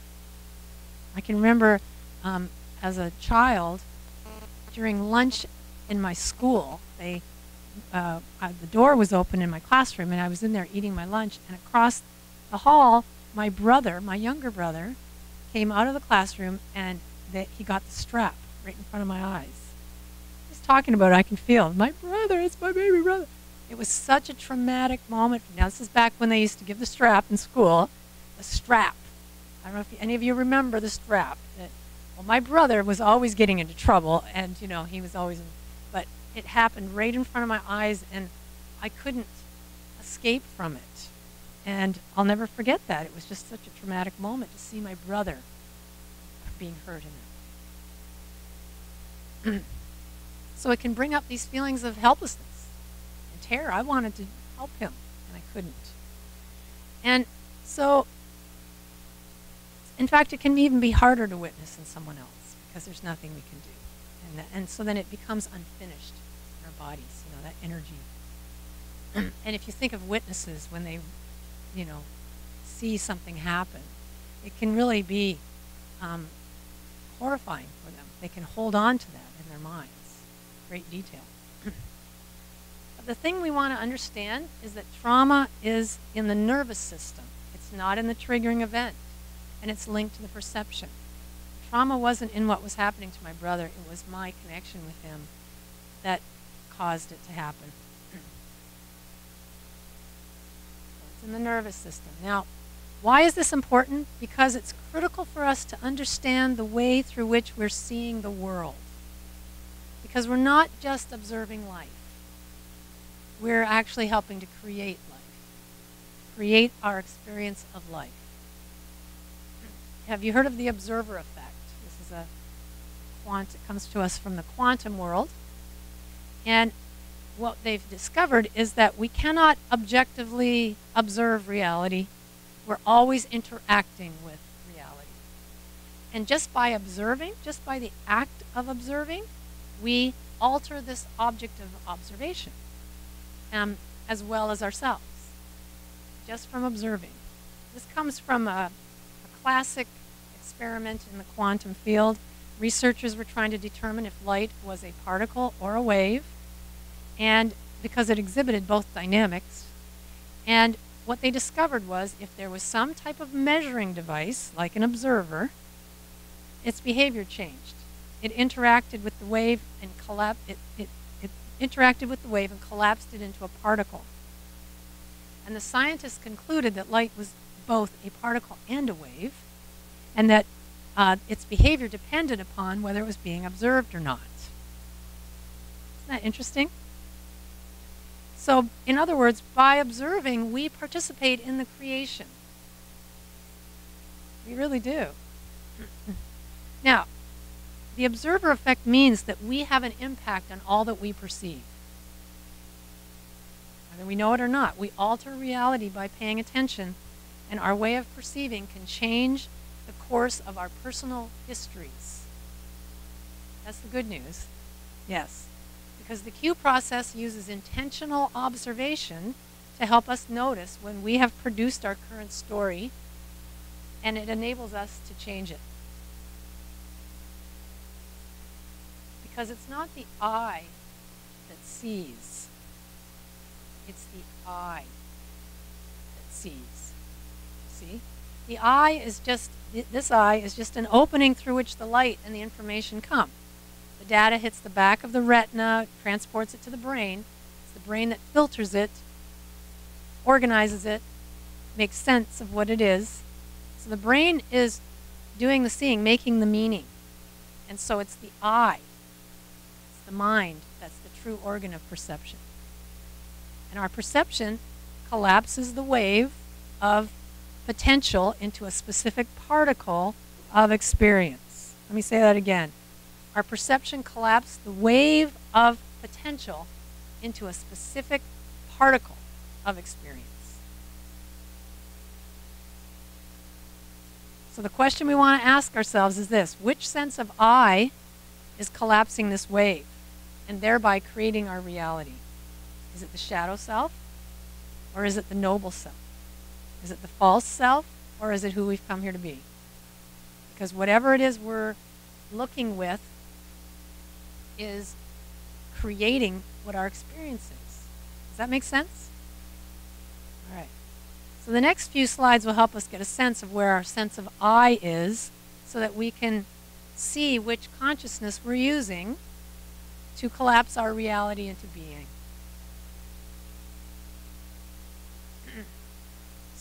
So our decision about who we are, or the phrase I am, can collapse the wave in 3 different dimensions. The first one being I am what I have or don't have. And there are times in our lives when we view life from this context of I am what I have. From this perspective, we might spend time wrapped up in this illusory world of the material, chasing after material things, thinking this is what's going to make us feel good about ourselves, right? And never quite getting there. You know what I mean by this? You know, the house is now too small, car not so good, clothes out of style. So that we're always looking for what's the next thing.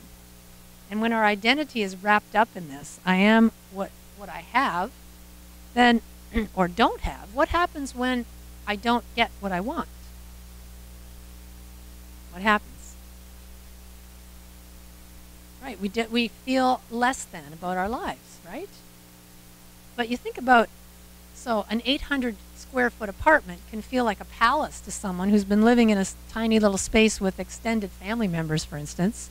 Wow, this could be great, lots of room for them. Or it could be like a postage stamp for someone who just moved out of a 4,000 square foot house, right? Depends on our perception of it. And so one of us might feel like a failure moving into this house. One of us might feel like we're free. And this is what happens if we confuse our sense of I am with what we have. We believe I am what I have, then when we don't have it anymore, I mean, think of all the things we have. We have bodies, we have relationships, we have families, we have thoughts, we have beliefs, we have responses. The problem is not in having things. The problem is when we confuse ourselves with what we're having as creating an identity. You see the difference? So when my sense of I am is entangled in this, then that becomes the lens through which I see the world. And it becomes a source of suffering for us because things are always temporary, always changing. And if we're holding on to those as this has meaning for me as to who I am, and then it's not there anymore, wow, that can be shattering. So that's I am what I have. Now what about I am what I do? Anybody relate to that one? You know, if we focus on reality with this perspective, then we might sort of pour ourselves into our work and think that that's who we are. Think that that will bring meaning to our lives. And again, you know, it's not about not accomplishing things or having goals. We certainly want that, but it's when our identity and our well-being is tied up with what we do that becomes the problem. Can you relate to this at all? This is another example of confusing ourselves with what we're doing in life, because we become defined by those accomplishments. You know, when Gary and I were first married, my husband Gary, who's also, anyway, he was doing work where he was going around doing workshops. And I left my job and joined him in his work. And suddenly I was without an identity. And I was kind of his sidekick, these workshops. And I went through some real stuff about that, I have to tell you. It took me a while to kind of get beyond the feeling that my value and my worth were tied up in what I was doing. It took some time for that. So, again, this is a way that we can experience suffering when we see life from that lens. But what about if we see from I am who I've come here to be? What might happen if instead we get our sense of self from this? What if we made our lives be about expressing this? Wouldn't that be cool? Imagine that. So this dynamic allows us to stay connected to the field of infinite potentiality.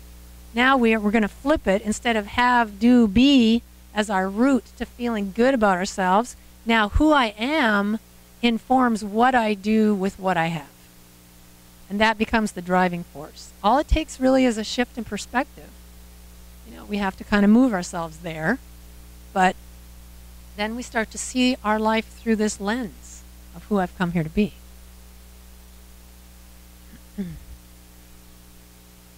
So we want to work from the inside out. And then our lives can change. Okay, everybody with me? All right. So to recap, we began the day by noting that we often decide if a person or situation is against us by how it feels and looks to us. And up until now, we've been kind of trying to shake up the idea that we can determine if something's against us based on how it feels. We've been trying to work with that and see how that's not accurate.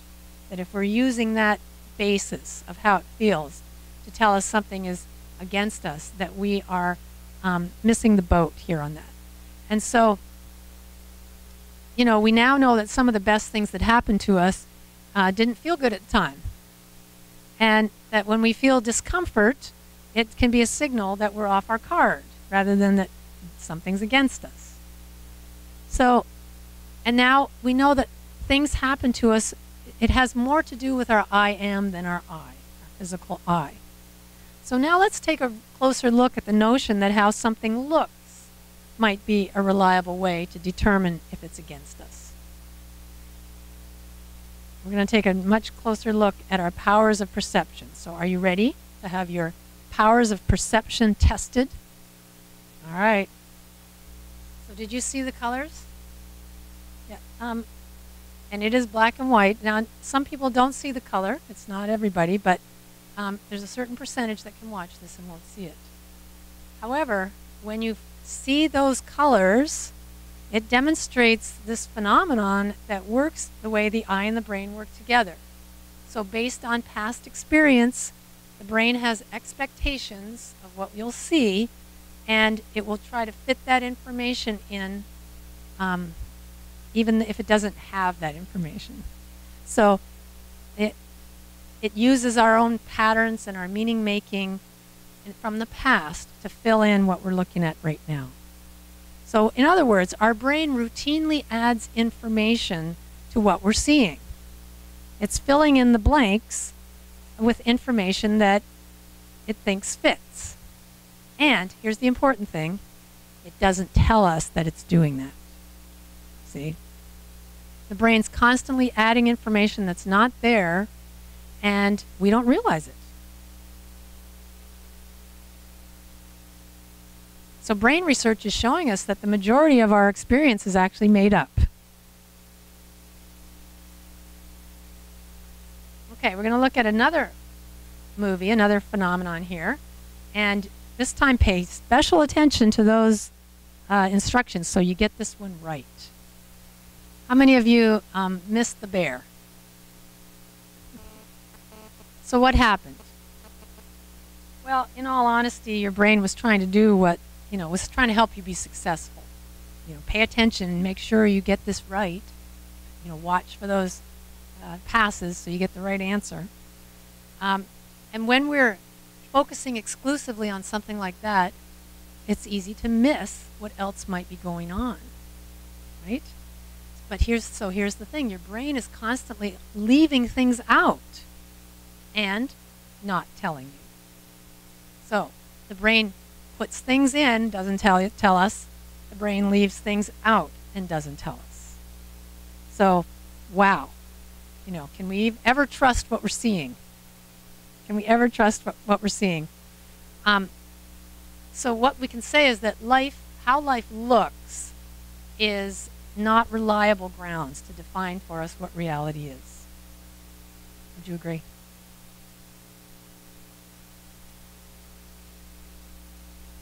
So, you know, we feel what we feel, we see what we see, but that's only a starting point for us. Because what we feel may be connected to something in our past, something underneath that we're not aware of.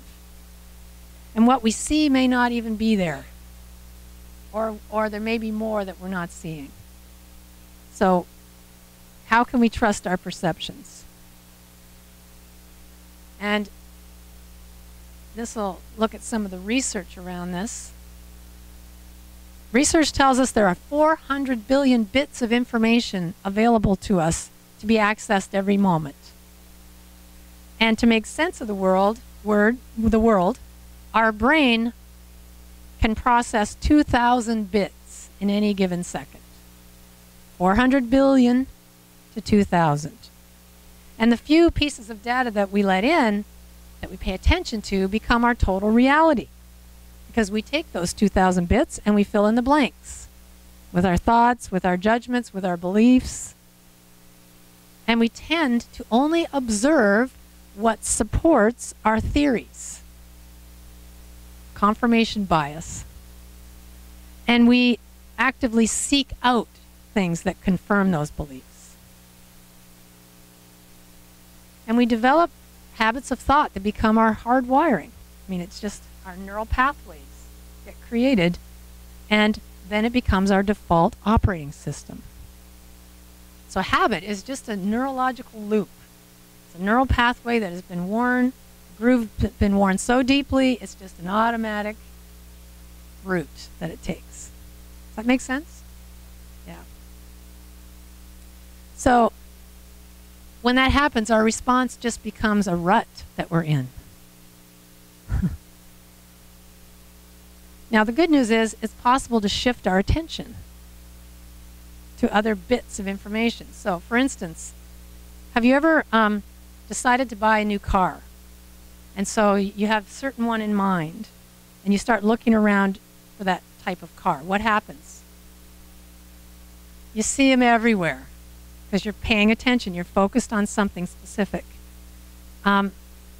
We have the power to see things differently, to actually use our perception to see things in a different way. And so it's not what we're looking at, it's where we're looking from that makes the difference. Do you see? Really? I love that. You know, recent research on perception has found some interesting things. People's perceptions are affected by their mental and emotional state, and by their physiological state and their recent experiences. So, for instance, people that were wearing heavy backpacks estimated the incline of a hill to be steeper than those who were not wearing them. See? They weren't carrying anything on their backs. So they estimated it to be steeper. Soccer players who scored goals saw the goal as larger than people who did not score goals. Then people on skateboards were standing there at the top of a hill. They had people on skateboards and then others who were on more solid foundation. Those who were on the skateboards saw this hill as much steeper than the ones who were on a solid foundation. You see how your perception is affected by what is actually going on with you. So the researchers concluded that being human means seeing the world through your own constantly shifting lens.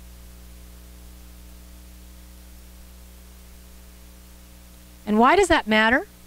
Because when we're convinced we're right, what happens? We're in this bubble of habitual thought,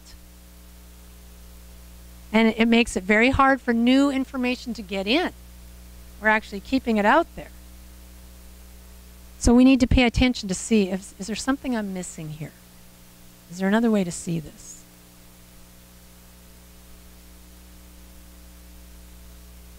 Basically, you can't see without you in the view.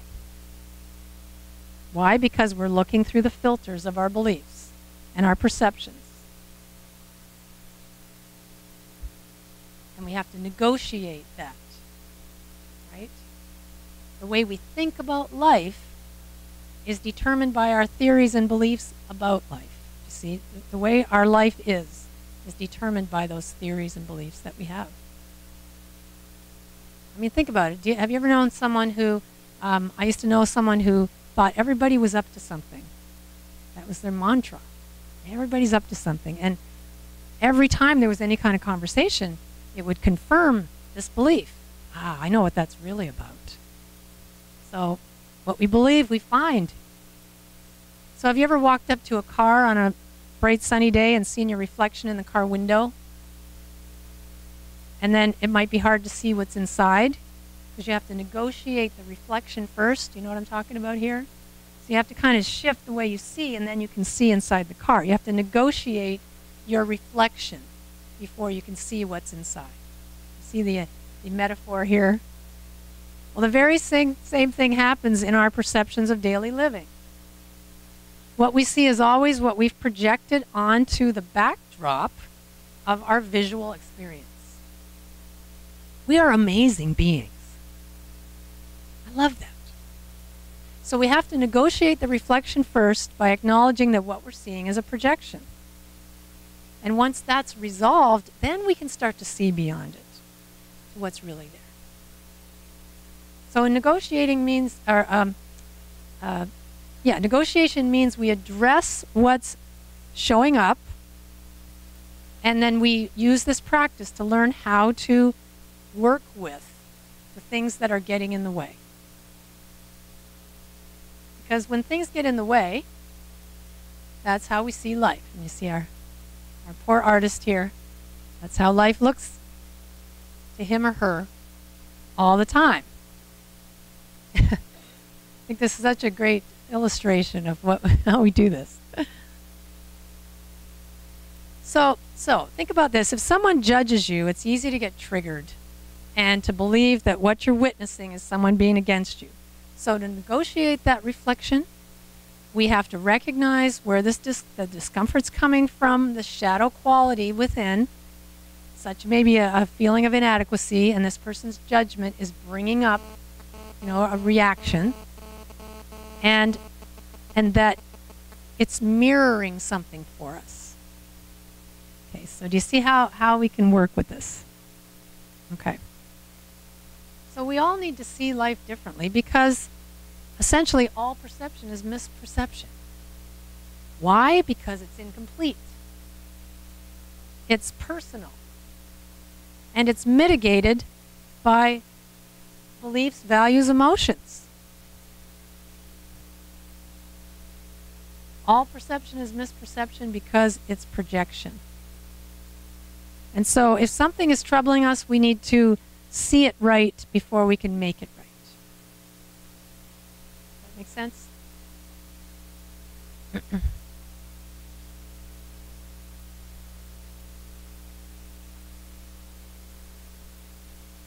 Believe half of what you see and none of what you hear. Yes. Yes. And we're walking around not realizing that's what we're doing. We just know that's how life is. It's nothing to do with my beliefs. So when we can find something that can shine a light to go, whoa, I see where this is coming from. Can you see the power in that? All right, we're going to watch another short movie that's going to summarize many of the concepts that we have been learning today. Okay, one thing we want to understand is how the brain works. There are 3 distinct parts of the brain, which accounts for the way we process and respond to information.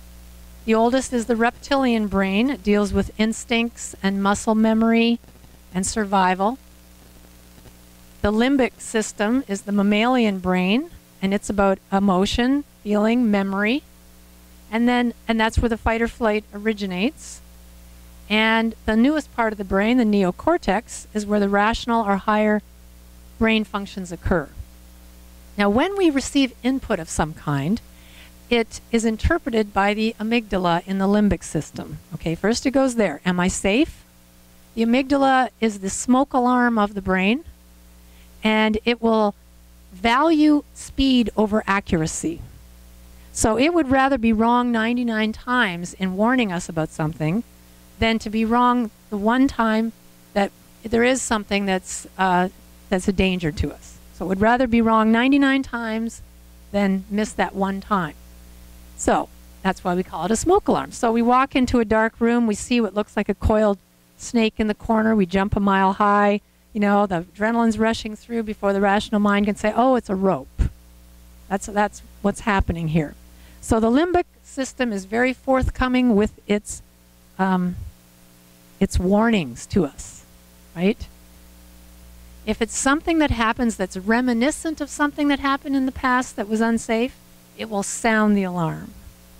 So when I was doing the coaching, for instance, my alarms were going off all over the place because it was putting me back into that place of being young, inexperienced, with all these friends that were so much better and older than me, and it put me right back there again because it was reminiscent of that feeling. And so we love our limbic system, we love our amygdala, and we need to be aware of what its role is and how it will keep on warning us about things that aren't quite what they seem. And so the information is processed first through the lower brains and then through the higher brain. And often we're already in mid-response. We're already reacting before the neocortex can even respond. And sometimes when the neocortex gets in on it, then it can actually help to make up more stories for us. You know, we can get the rational thinking on board with us. So we can feel thoroughly hijacked by this. It feels like our rational, reasonable self has been hijacked, and it has. We've been emotionally hijacked. And that's why it can be so hard for us when we have these habitual reactions to actually step in there ahead of time. But we're going to look at some ways that we can do that. But let's take a look at what the brain's alarm system actually looks like when it gets triggered. Again, I'm a big fan of these cascades here. So we have some sort of triggering event and the amygdala sounds the alarm, and it's a perceived threat, right? Then the thalamus sends a wake-up signal to the brain. You know that I'm wide awake thing, right? And the sympathetic nervous system signals the major organs to get ready to fight or flight. All the blood's going to we're going to either run or fight. And the hypothalamus prompts the pituitary gland, and the pituitary gland prompts the adrenals to release the stress hormones, and within 2 seconds, our emotional state and our body are hijacked. This just happens like lightning quick. Our brain is on red alert. Remember we talked about red alert before? Our brain's on red alert. Our nervous system is lit up like a Christmas tree, and our stress hormones are washing through the body. Have you ever found yourself in this situation? Yes. Yeah. We're activated in full fight or flight mode by now, with adrenaline, cortisol just rushing through our bodies before the neocortex can even say, wait, hold on. And when we get triggered by something that touches one of our repressed beliefs called having your buttons pushed. Anyone have your buttons pushed ever?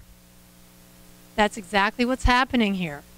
And before we can rationally respond to something, we can lash out and say something we later regret. Have you ever done that before? Yes.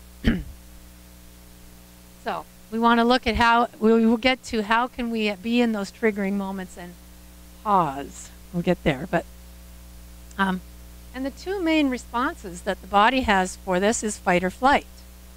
And we sometimes think that it's fight, flight, or freeze, but freeze is actually when the other two have been thwarted. When you can't fight, when you can't run, freeze comes in. It's actually a higher state of arousal when that's happened. Now, nature has a way of responding to this, to stress, and that when the nervous system is triggered, we want to move that energy through our system. So fight and flee help to make that happen. You know, however we're going to do it, it can release that energy through movement. The body was really designed to do this when under attack. And moving when anxious or threatened is a natural defense response.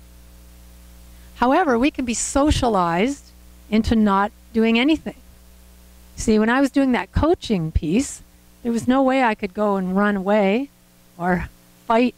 You know, I wouldn't fight, but I froze, you see, because it was thwarted, because I couldn't do either one.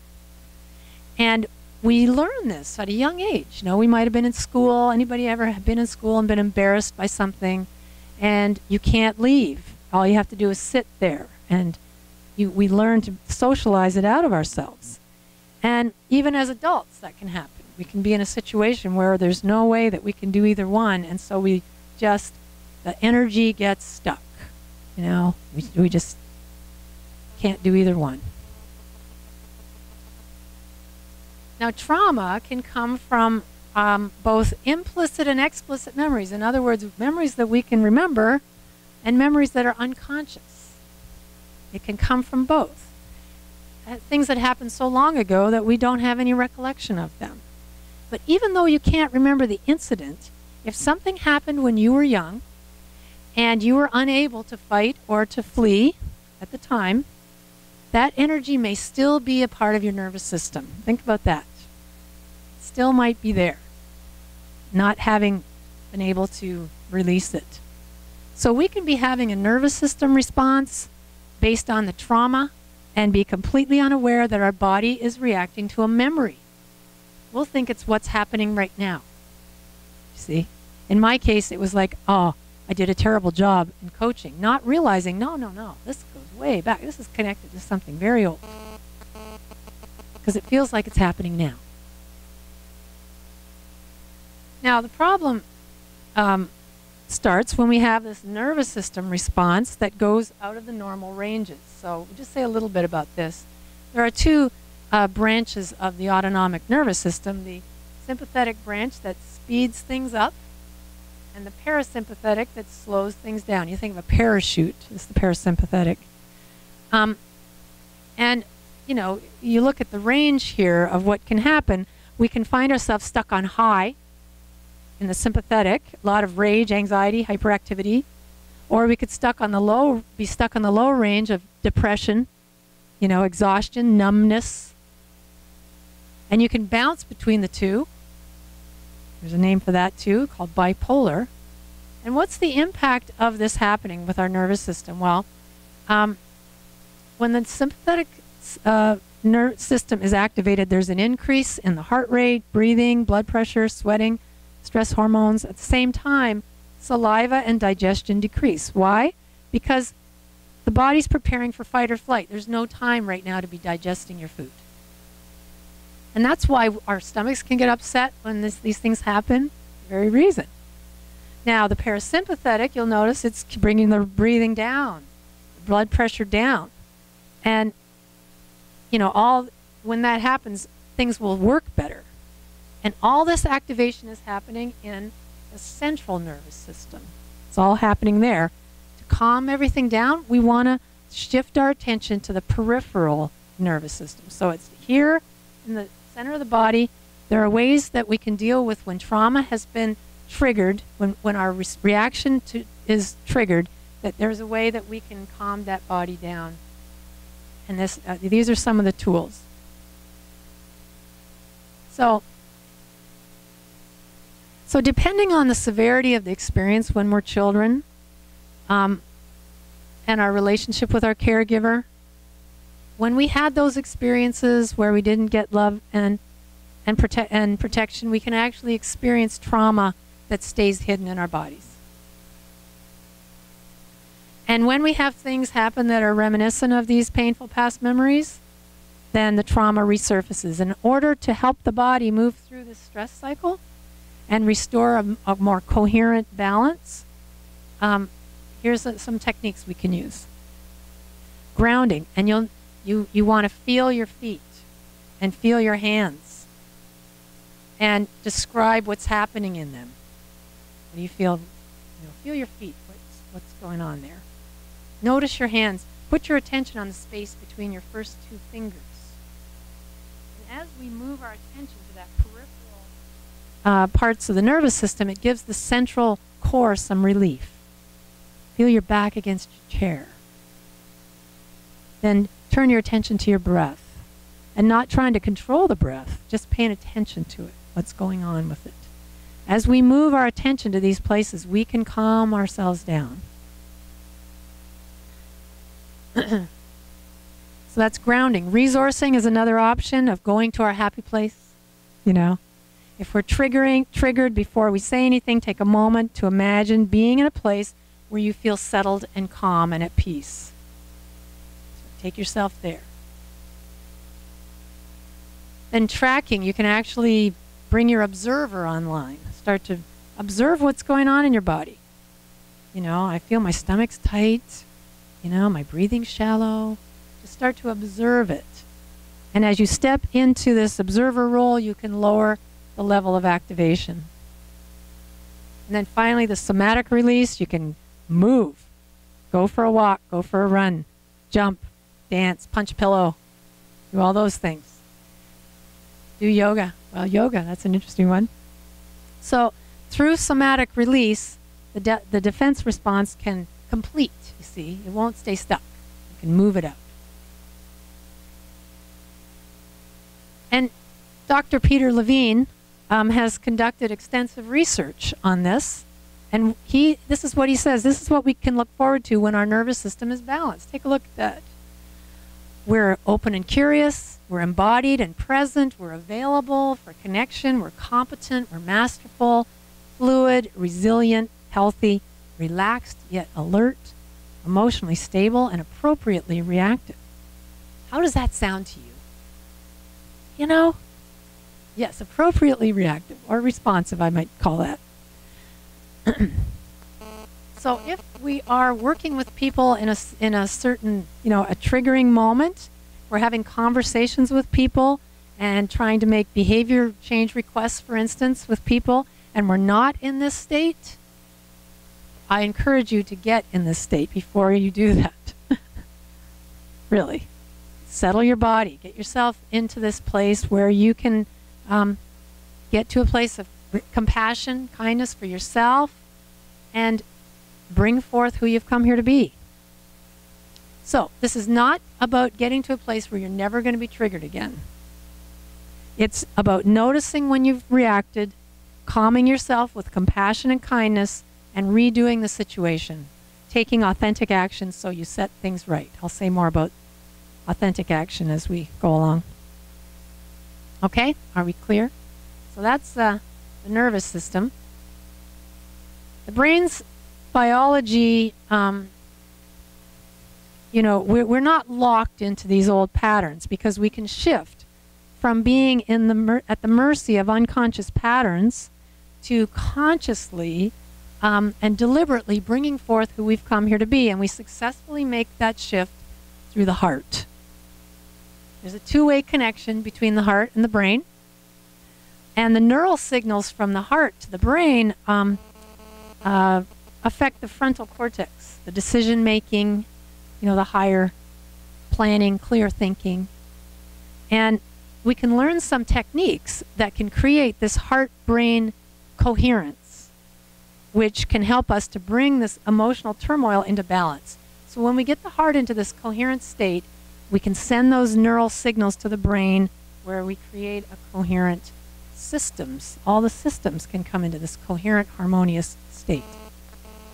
And Dr. Childrey, who's the founder of the Institute of Heart Math, said, since emotional processes can work faster than the mind, it takes a power stronger than the mind to bend perception, override emotional circuitry, and provide us with the intuitive feeling. Instead, it takes the power of the heart.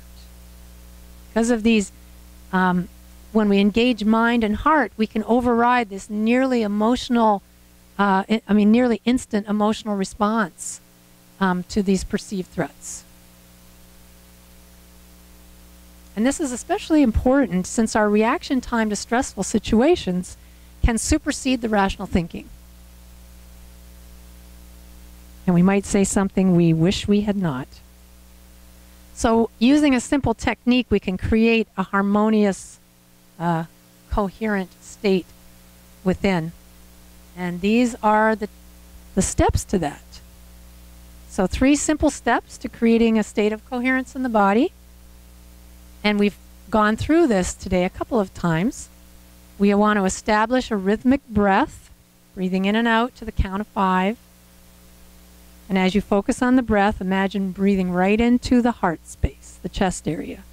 And if it's helpful to put your hand there to connect in, you can do that. And then you think about someone or something that you deeply appreciate, either a person or a pet, treasured memory. You want to choose something that brings forth the feeling of appreciation. You don't want to just think about it. You want to feel it. Okay, so that's the important piece. All I have to do is think about my grandson, and off I go. Then you continue doing that, bringing into your mind's eye someone or something you appreciate, feeling the appreciation as it rises up from within your heart, and let it radiate. Let it radiate. Goes beyond the body. So when we practice these simple steps, it can bring forth this feeling of coherence in the body. And this is very important foundational work to use in the Q process, the heart work. Now, just to say that emotions have a direct effect on this heart coherence. If we want to look at some internal dynamics, we can look at heart rate variability, or HRV, which is the rate between heartbeats, and it's always changing. It's always either speeding up or slowing down, and if it wasn't, we wouldn't be able to climb stairs or go to sleep. So we want this heart rate variability. And this slide shows how that works. These graphs are measuring heart rate variability, and they illustrate the state of the autonomic nervous system in the same person feeling 2 different emotions. And in the top one, of course, feeling frustration, you see the difference in how that looks on the graph. In the top one, the 2 branches of the autonomic nervous system are working against each other, the sympathetic, the parasympathetic. And it's like driving your car with 1 foot on the gas and 1 foot on the brake. See? The lower graph, the same person has just done, what we've walked through and is feeling appreciation. And look at the difference in their internal state. See how it goes from this kind of jagged, inharmonious state of being to a much smoother harmony within. And now both parts of the nervous system are working coherently together instead of against each other. And this coherent state actually results from the harmonious interactions among the body's systems. So it creates what's called entrainment. And if you look here, you'll see that when you get one of those systems, you get the heart into a coherent state, the respiration follows, the blood pressure follows, and we can do that throughout the body. And when this entrained state is created, the mind works better. We think clearly, we make better decisions, our creativity is enhanced. And what does that have to do with being who we've come here to be? Well, if I am living in a state of frustration and stress, I don't have the energy to consciously be who I've come here to be. I'm just trying to make it through the day. You know what I'm talking about here? Yes. So when we access this deeper intelligence of the heart and make it our harmonious state, our inner wisdom comes forth. That's the other thing. We have heart intelligence that gets activated. And suddenly we get insights, and we can listen to that heart intelligence, and it can show us how this is for us, or it can help us, give us insights that weren't available to us before, because we're offline, our prefrontal cortex. Now, this is why this is so important. This is a computer-generated model of what magnetometers can actually measure. It's the electromagnetic field of the heart, and it can be measured, 6 feet from the body. It's now been measured 15 feet from the body. And there's solid scientific evidence that our emotions affect this field. So these fields are real, even though they're invisible. They're like radio waves, and we affect each other with our electromagnetic field. Think of a time when you've stepped into a room and you have sensed that something's gone on in here. Maybe you haven't heard any words, but you can tell something here. You can cut it with a knife, Yes, there's a hornet's nest in here. You can sort of feel the mood. That's what's happening. You're walking into this sea of incoherent energy here, this magnetic field. Also, think about, have you ever sung in a group where you have harmony and you feel this feeling of harmony and coherence? Have you ever experienced that? Same thing is happening. We're creating this field that is coherent. So the bottom line is, what we're putting out there, we're affecting each other. We're affecting each other. We're walking in and out of each other's fields all the time. In your workbook on page 15, you don't need to go there yet now, but just to tell you, we have a short write-up on the heart math technique called heart lock-in, and we ask you to do that before you begin your daily worksheets. So the information's in there, and you can refer back to that to give you the steps. And if you're really interested in heart math, I recommend going to their website, heartmath.org. They do fabulous science. They have really interesting work that they're doing on the power of the heart, and I recommend it. All their science is available to look at on there. So far in this workshop, we've looked at the foundational and the background information of the Q process, and now we're going to put it all into practice as we learn how to do the 21-day Q process. Because there is a way for us to move through this stuff, this default operating system. When we come to appreciate the mirror, we activate the Q effect. When we appreciate the mirror, we activate the Q effect. And the heart is the key. It's through the heart that we get there. So this process we're going to learn, it's very powerful. It can shine the light on these ingrained patterns and help us to shift in the moment. So as I said, all the information that we've presented, all the processes we've done in this workshop can all be put into a practice. So you've been doing the steps as we've been going along. And we're going to take all those steps and actually do a worksheet. So the thing to remember is this is a practice. See the journey to enlightenment, and they're asking, are we there yet? And it's a practice that we're doing for 21 days. Just coming to this workshop is not the end of this. Have you ever gone to a workshop and thought, yeah, I got a lot out of that, and then walked out and then forgot completely what it was about? Anyone ever done that? Yes. Just did it at lunch, I hear. Yes. And we might think, well, I'll do one worksheet and then I'm done. That's like saying, well, I worked out today, now I'm fit for the rest of my life. Or I took a vitamin today, there, I'm done. So this work is really about disentangling from unconscious patterns that have been running our lives for decades. Really, decades. Just think about that. And it's about giving that little boy or little girl the love and protection that he or she needed in the moment, and becoming aware of these default patterns in our lives and making new choices, creating authentic actions that can take us there. Because when we do, we are contributing to the health of this planet. You see that?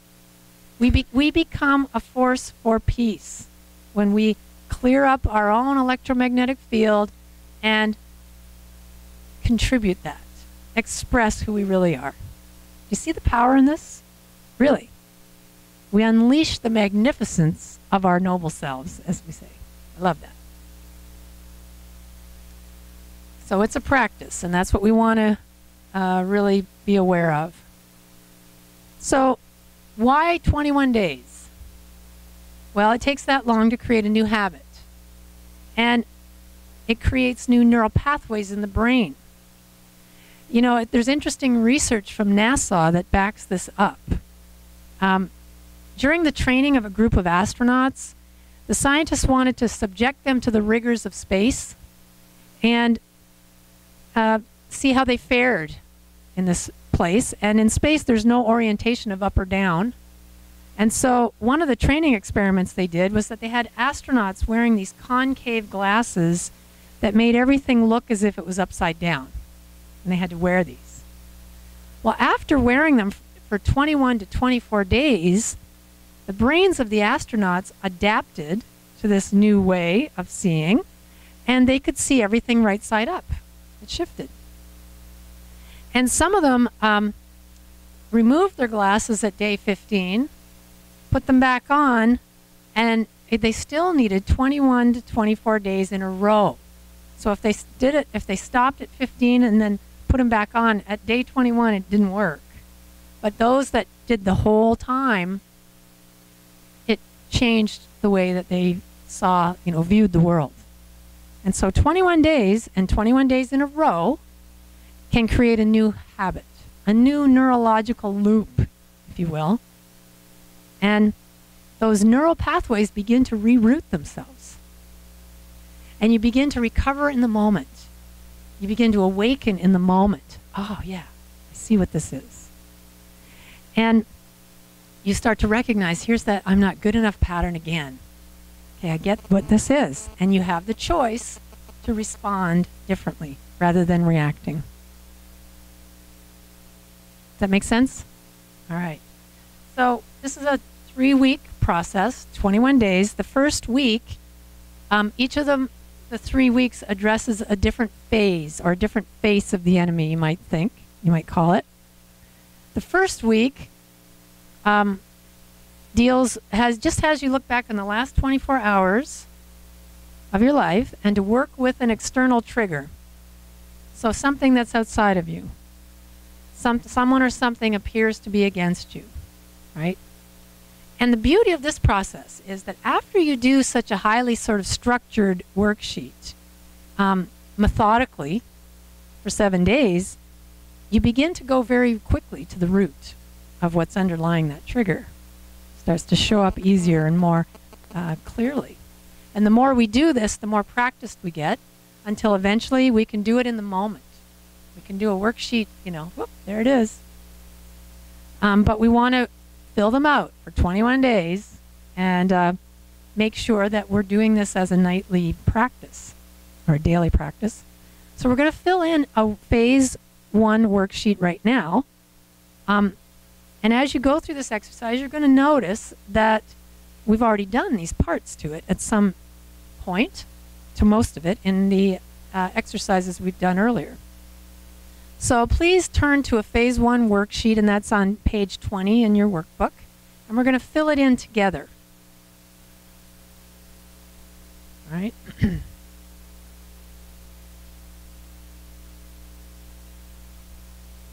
So, have you all got your worksheet open? We're going to begin at section 1, recall the moment. Now, as we go through this, I'm going to ask you to imagine that the situation you identified earlier in the enemy mind exercise actually happened within the last 24 hours. We're going to use that as our example of doing a worksheet. Okay. So, in section 1, recall the moment. Write down the words in section 1 that you wrote for the first question on page 2 in your workbook. When it says, think of an encounter you had that annoyed you, caused you to become defensive, just fill in what you used for the enemy mind worksheet and fill it in on those lines there. And again, there's not a lot of room there to write a long story, so just fill in what you need to so that you understand what it is. And when you've filled that in, go on to the next line on a scale from 0 to 10, how stressful was this experience? 0 meaning there's no stress, 10 meaning it's unbearable stress. And if it's really high, if the stress level is still really high, like say over a 7 or 8, then it's best not to do that experience for this worksheet. You want to wait till the emotions calm down a little bit before you do it. So if it's sky high, then it's not worksheet material quite yet. You want to make sure you get it down to a manageable level. So go ahead and choose the number that indicates where you are, how stressful it was for you. Well, if you're about an 8, where you're, in the midst of it, that's probably too high.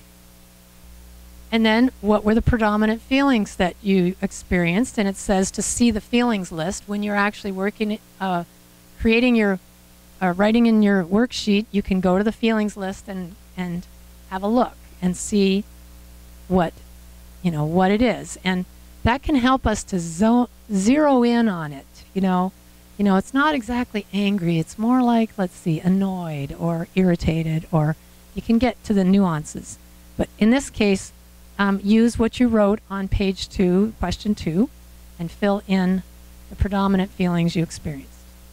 And when you've written those in, you can go to the next line. Based on these triggered feelings, which of these below best describe the shadow belief present in the situation? So you can have a look at those and check off whatever fits. It could be more than one, or it could be other if it's not listed there. How are you relating to it? We've provided some common generalized ones for you to consider, but just select the ones that apply. Or choose one from your shadow card. That's relevant. Okay, now we move to section 2, uncover the belief. And this section helps you to discover the belief that may be linked to those feelings. And you want to use your heart to help you to discover what that is. You'll see the little heart that's there. You'll see little hearts throughout here. Whenever you see one of those little hearts, you want to pause and take a moment to breathe into the heart, feel the appreciation, and to let it bring forth the answer. But in this case, you'll be writing an I am or an I am not statement that you've come up with on your shadow card Awareness worksheet. So go ahead and select the belief that's linked to the feelings you've identified in section 1 and write it down as an I am or an I am not statement. Typically it is I am or I am not. Sometimes, as I mentioned, my I don't measure up is linked to I'm not enough, and yet I don't measure up touches me a lot deeper. The next question is a very important one. It says, can you see how this experience is inviting you to examine something that needs to be healed? And you write down yes or no. Now, if you can't answer yes to this, then you're not ready to go forward on the worksheet for this triggering experience. We need to get to that place where we see, yes, I can see it showing me something to be healed. We may not like it, but it has value because it's giving us an opportunity to do some healing work. So if your answer to this is yes, go ahead and fill that in. And then, again, here's another important one. Move into a place of compassion for that part of you that wants to be healed. This is a very important step in this section. Here I am again on my soapbox, but it really is, I can't stress enough how pivotal this is to the process. It can be very easy to skip over this, to just check it off. Yes, I can feel compassion for myself. No, you want to go to that place. You want to move to a place of compassion for that part of you that wants to be healed. We don't just do this intellectually. We want to feel it. Feel compassion for yourself. Now you'll see the question that follows that. What quality helps you to be present to yourself with compassion? This question is only asked in phase 1, and it's to help us get on, to take a look at the qualities we have on our cue card and start to look at what can help me get to that place of compassion so that we can start utilizing that in order to do it. So what quality on your cue card can help you get to a place of compassion for yourself? And then write that in. Okay, and then we're ready to move to section 3, receive the gift. So to receive the gift, we need to get to a place of appreciation for the trigger. And again, we may not like it. We might not appreciate what happened to us, but we can get to a place of appreciating the trigger for mirroring for us where we have a place in need of healing. We're shining a light on that place. When we can get to a place of being thankful for the experience because it's helping me see that I have this healing need here. There's value in that. So when we're thankful for the experience, we can move forward and take responsibility for what was created when we related to it out of our shadow quality instead of our cue card. See? So here we want to write a gratitude statement to show what we appreciate about it. And here's an example. I'm grateful this situation made me aware of a place within me that's in need of healing, and now I have the opportunity to do that healing work. So you want to write in there what your gratitude statement is. All right, so on the next page, section 4, create a new outcome. In section 4, we're acknowledging that our reaction or our upset is really about not being connected to who we really are, to our well-being, our wholeness, our sense of wholeness. And the boxes that are there to be checked are the possible unmet needs. So take a look at those and go ahead and check the ones that apply, or fill in what it is under other if it's not listed there. What was the unmet need that you had at the time? That had that need been met, it would have allowed you to respond in a way that's consistent with your cue card. Now again, you see the little heart coming up next. You want to drop into the heart and consider what quality on your cue card would have empowered you to be in that experience and not feel diminished by it. And you've already chosen one earlier on, so if you want to just fill that in. But when you're doing this each night, you want to take some time and listen. And which one is it? Fill that in. And now you want to, using that cue quality, go back and imagine reliving the moment. And what does your experience look like? What does it feel like as you now interact from your cue card? You're going to write a new description, and here's the important point. You're going to write it in the present tense. Not I would have, not I will, but, you know, the person walks up to me and says this, and I do this, as if it were happening right now. So go ahead and write that new description, which you've already, again, done earlier, where you looked at how could this been different from your being on your cue card worksheet when you wrote that in. But again, write it, make sure you write it in the present tense. And then we move to the final section of a Phase 1 worksheet, which is Section 5, Take Authentic Action. Now I'm going to say more about authentic action here so that you can see what that is. The aim of taking the authentic action in Phase 1 is to restore the balance with respect to the person or the situation that triggered the upset.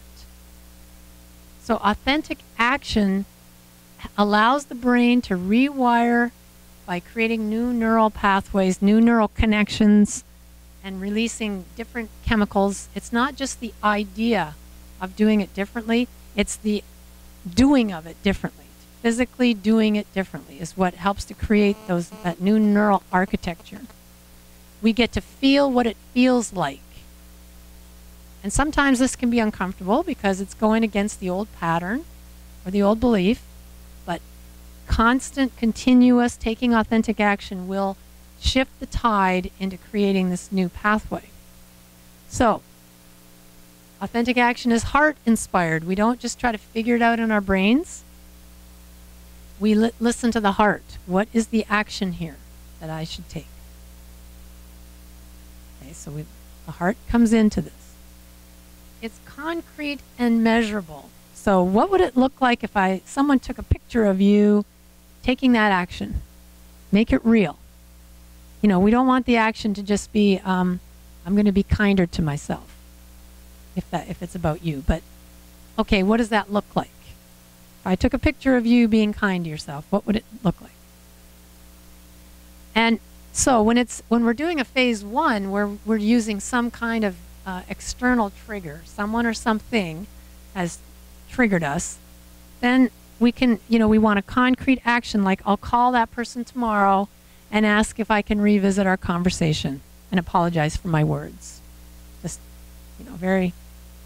It can also be more symbolic, such as I'll plant a new plant in my garden that represents to me my growing capacity to lovingly speak up.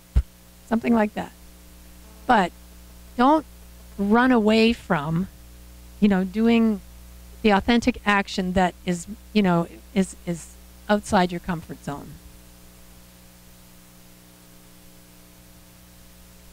Because that's how these new pathways get created. The third thing is it's acted upon within 24 to 48 hours, actually, that should say. 24 to 48 hours. We want to commit to moving ahead in that time frame. Because the longer we put it off, what happens? Forget, change our mind. I don't need to do that. Talk ourselves out of it. You ever done that? Yes. So we do it. Now here's an important point. Whatever it is we're going to do as our authentic action needs to be a demonstration of the unmet need that we've identified, right? So we want to give ourselves what we needed in that moment. So if what was missing was a sense of innate value and worth, the authentic action needs to demonstrate your value and worth. You see? This is really an important piece to this. And the fifth thing is it has to actually create a felt sense of the cue card quality that would have helped you to be in this situation and not be diminished by it. So the authentic action needs to give us the feeling of the quality that we're going to demonstrate. So if compassion was the quality that could have helped us be in that situation, then whatever we do, we want it to bring forth that feeling of compassion when we do it. All right? You see? Because you get a chance to actually practice the cue card quality that would have helped you to be in that situation and not be diminished by it. It becomes real when we do that. That's the real gift. So identify what an authentic action would be that creates a felt sense of that cue quality, and then as you're doing it, feel the feeling that goes with it. If it doesn't create a felt sense of that quality, then you need to choose a different authentic action to bring it forth, because that's one of the really important points of this. So it's by taking authentic action and demonstrating this missing, the unmet need, giving ourselves what we needed, we begin to create those neural pathways. And especially when we do it from the knowing this is our noble self coming forth. Here's the thing, as we take action, that the feeling of this cue quality comes forth, we're actually developing that cue quality in ourselves. Isn't that interesting and exciting? And that's the final piece of the authentic action. Now, in your workbooks on pages 16 and 17, you're going to find all this information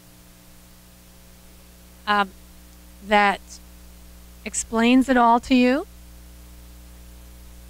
and gives you some examples. On page 17, you'll see there's a lot of examples there. An authentic action toward others. Here's some things you could do.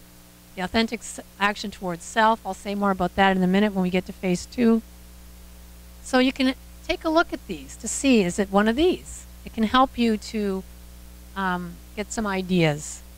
So let me tell you about my authentic actions that I did when I had my triggering moment with the coaching. I needed 2 authentic actions, actually, because my unmet need was a feeling of innate value, and the felt sense that I was looking for, the cue quality that would have helped me be in that situation and not be diminished by it, was adventurous. When I looked at my cue card, I went, adventurous, I forgot that was even on my card. What would happen if I was adventurous coming into this coaching experience instead of so fearful. And so I thought, okay, I need 2 actions. One that demonstrates my innate value, and one that gives me a felt sense of being adventurous. So what do I do? Well, for my innate value, this is what I did. I booked myself a massage. That was my authentic action that I took within 24 hours, was picking up the phone and booking it. And while I was doing it, I just was thinking, this is something I want to do for myself because I value who I am.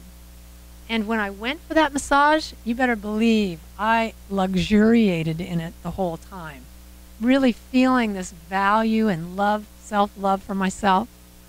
But then the adventurous part of it, now here's where you're challenging yourself. What am I going to do next? How will I demonstrate that? Well, it turned out we were doing another coaching session. It was coming up.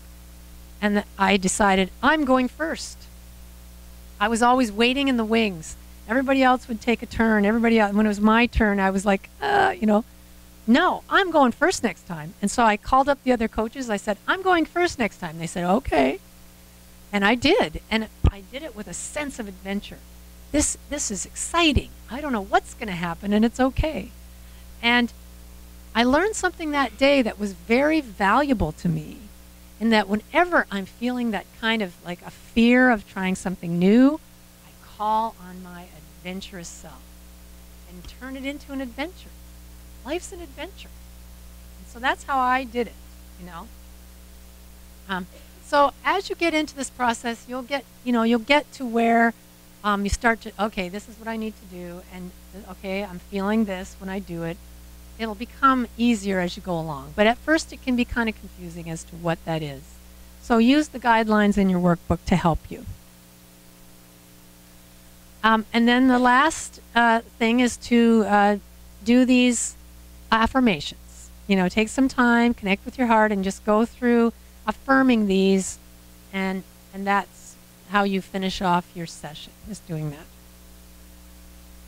Any questions on that? Section 5.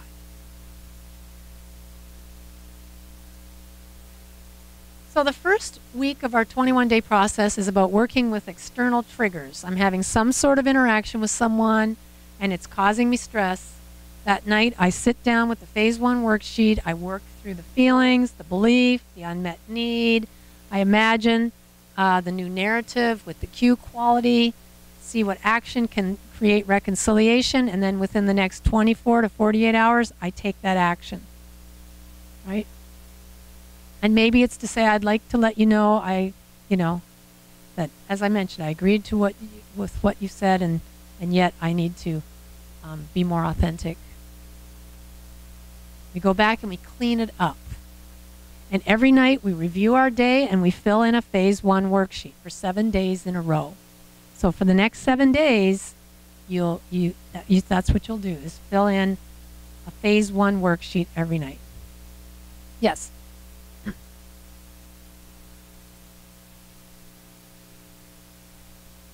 No. You just look at the last 24 hours and ask your heart what there is. So this process is designed to help us notice the discomfort and to be conscious of what it's attached to and to feel those feelings. It's really something that's going to help us delve into what it is and move through them to a conscious response. Yeah. Phase 1 worksheet. Is that what you're... Work with an external trigger. Someone or something outside of me has, I'm feeling like it's against me, it's triggered something in me.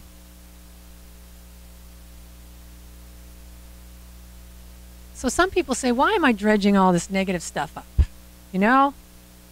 Well, first of all, remember, we're just asking you to go back 24 hours. You're not going way back into the past, dredging stuff up. We're just looking at the day and seeing what might need cleaning up. And it's all right to look further back if need be. Sometimes if we can't find anything, you could do a worksheet on a somewhat older thing. But really, our focus is the last 24 hours. And as we mentioned, the shadow's there whether we ignore it or not. So this is something to remember, and you can write this down. Pain not transformed is pain transmitted. Pain not transformed is pain transmitted. So, you know, we're saying we're not going to dredge it up. Well, it's operating under the surface if we're not conscious of it anyway. Another thing we sometimes hear, I don't have any conflict. You know, I live alone. I work home by myself. I just have pets, whatever it is. Great. Don't make something up, or don't go out and do something so you can do a worksheet. But be very mindful of the subtleties of the ego.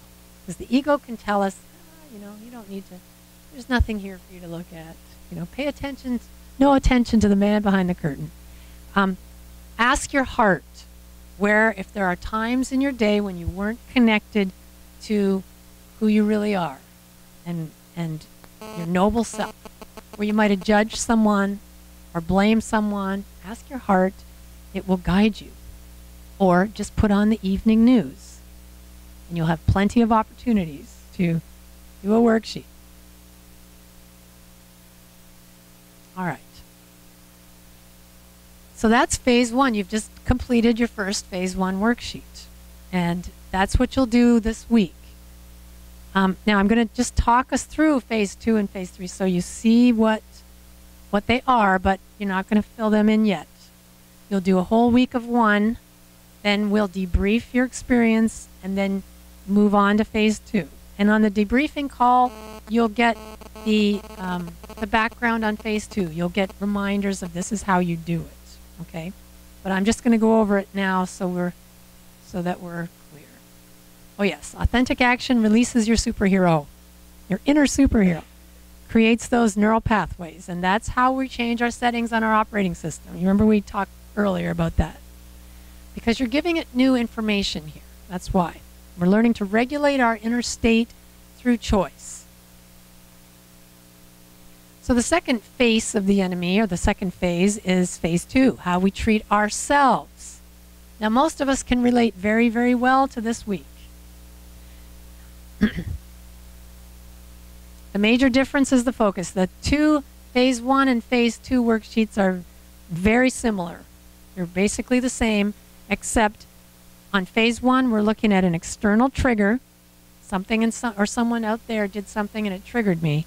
Phase two, we're moving within ourselves.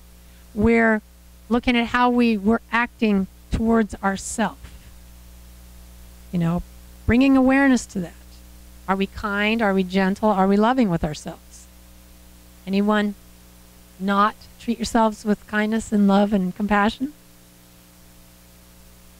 Yes, we all have that, but this can shine a light on how much we do that. So if you want to turn to your phase two worksheets and take a look at that, we'll just kind of go through it and look at it together. Page 36 of your workbook. Yes? So again, we're not going to fill it in this time. We're just going to go over the steps. So you'll notice, recall the moment, but on this time, think of a situation when you were self-critical. Maybe you acted or spoke in a way that was unprofessional or embarrassing. Maybe you were critical about your appearance or your skills. After you recalled the moment that caused you to think badly about yourself, describe it here. Now, you can use something you did in a phase one worksheet. You can take it now to the next level and do a phase two on it. Because if we have some kind of external trigger with somebody, then we might beat ourselves up about it. Do you see? Okay, now we're going to do a phase two on the beating ourselves up part. So again, we identify the feelings, we identify the shadow belief, we look at what the I am or the I am not statement is. Same things. We're going to acknowledge this is a pattern that needs healing. We're going to give ourselves compassion, really important. And then move to a place of appreciation. We're going to write that same appreciation, gratitude statement. And then we'll create a new outcome. We identify the unmet need, the cute quality that would have helped us, and then rewrite the narrative. This time being about how we treat ourselves. So all of that is the same in phase two. It's just focused on a different internal instead of external. Now in section 5, we identify an authentic action that restores the balance, and then we go through the affirmations. The authentic action, again, if the trigger is external, we did something that caused some separation with someone else, then the authentic action can be pretty easy to identify. I'm going to go and revisit that with that person, whatever it is. The challenge is when we start to work with phase 2 and we have to create an action that demonstrates reconciliation with ourselves. This is when it's really easy to become vague. You know, like I mentioned before, I'll be kinder to myself. Well, yes. Specifically, what does that look like? If someone took a picture of me being kind to myself, what does it look like? Would it be a picture of me booking a massage for myself, as I mentioned? Making dinner reservations at my favorite restaurant? Going for a walk on the beach? Calling a loving and trusted friend that I can connect with? Think about how you can be kind to yourself. And you know, you can make a list of ways I can be kind to myself. That was my authentic action once, was to actually create that list because I couldn't even think of ways. How's that? So whatever action I choose, again, it needs to demonstrate that unmet need and create the Q quality feeling. Okay. And the heart is the key on this. Want to consult the heart to find out what is it? What is that action? Any questions on phase 2? And again, on the debriefing call, we will go over this in more detail so that you're prepared.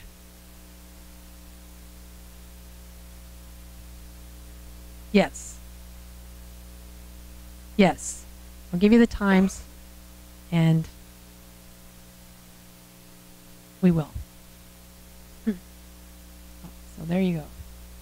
So use your resistance. You know, usually somewhere along in week 1 or 2, you'll find you're having some resistance to filling in the worksheets. This is normal. It's even advantageous. And we recommend that you do a worksheet on the resistance. You'd be amazed what comes out from that. It's not likely that this is the first time you felt resistance to something that was good, you know, really good for you to do. Has anyone ever had resistance to doing things that they knew were the right things to do for themselves? So the insight you can receive from doing this resistance is gold. It's just gold. So then phase 3, my past against me versus me. So the third phase, or phase 3, it's about having our past be against us. And this is the phase that deals with those lingering messages and experiences from our childhood that keep us stuck. This is where we get to the quantum work. In phase 3, we're using the power of the heart to go back to that little boy or that little girl, giving him or her what was needed in order to heal the moment when we took on a faulty belief.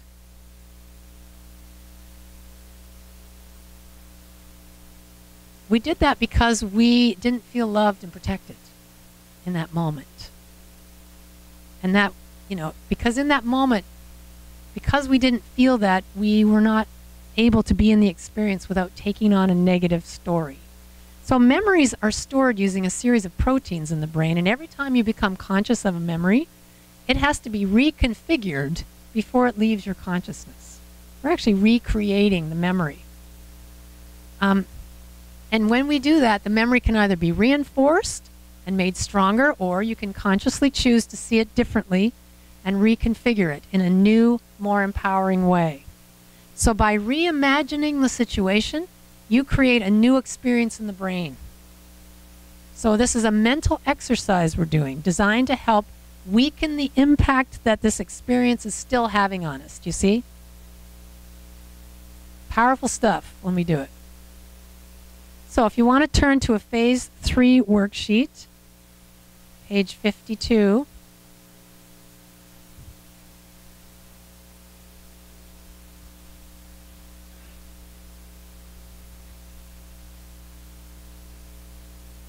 Once again, you know, we choose a triggering moment. We list the predominant feelings, the shadow beliefs. In section 2, we go back to an earlier time when you can remember feeling that way. You describe the situation, the voices you heard, the message that you took on, the myth that you developed. And then you identify what the unmet need was in that moment as a child. What was the need then that was unmet so that you took on this belief? And you acknowledge that the pattern is shining a light on a healing need, and you move to a place of what for that part of you? Compassion. That part of you that needs to be healed. And really take your time with this step, because you're revisiting a memory where you can lavish that child with compassion. So then in section 3, now we're going to have an experience of releasing that moment, returning the particle to the wave. You remember we talked about the observer effect, how things collapse. We're returning that particle. You know, that was one moment in the field of potentiality, and we can return it to the wave. We can release it. And so in this part, it's like we're releasing. And, you know, you might have some kind of tears, laughter, feelings of of release. So you write down what your experience is as you're doing it. Describe it. Describe what the release is. And you may not feel it. That's fine too. Sometimes people will envision something like a bubble bursting, like a blowing bubbles and pop.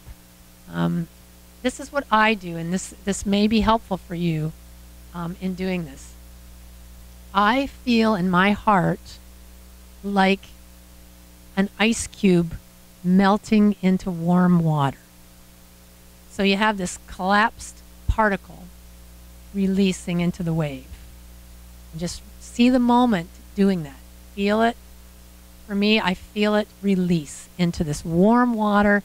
It's just really harmonious. Okay, so whatever you come up with, you write down what that is. Okay, and on the next page, section 4, we do a rewrite of the story. What would have happened if everybody involved would have been on their card? See, I went back to my grandmother and I saw her through the eyes of compassion, and I saw her sitting with me, smiling as she always would, and saying, "Let me show you how this is done, and together we'll do it." I was able to rewrite that whole memory for myself. And I know that that's how she would have wanted it. You know, as a grandmother myself, I can only imagine how much she regretted that moment for the rest of her life. Really. When she came and apologized to me, there was just such pain in her eyes. And I was able to get to a place of total compassion for my grandmother and to feel a connection with her as I just let it go. So it can be a very powerful moment. Choosing a new story, rewrite it. If everybody was on their card, how would it have been? Rewrite it. Then in section 5, imagine how your life would have been different right up to this time. You know, I had already seen how often I don't measure up had shown up in my life. It was just a pattern that kept on happening. Imagine in that moment that I hadn't taken it on. What would my life be like? And what you can do is revisit key points in your life and describe them. And now use your imagination. You know that everything is possible, and write it from that perspective. Get excited. Get excited about this. A life unencumbered by this pattern. What's it going to be like? Now in section 6, from this new perspective, we turn our attention back to the triggering moment in section 1.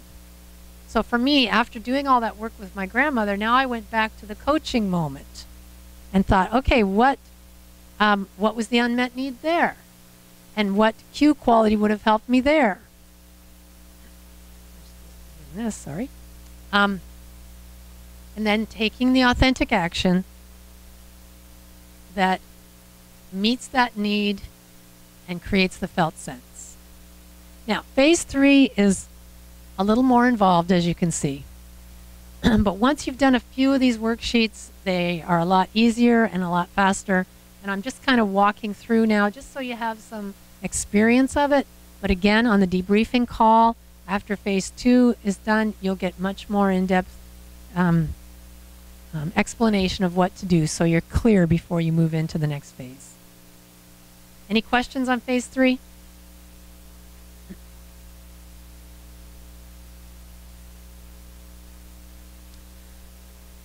Particle to the wave. This is really what is part of the transformational aspect of this.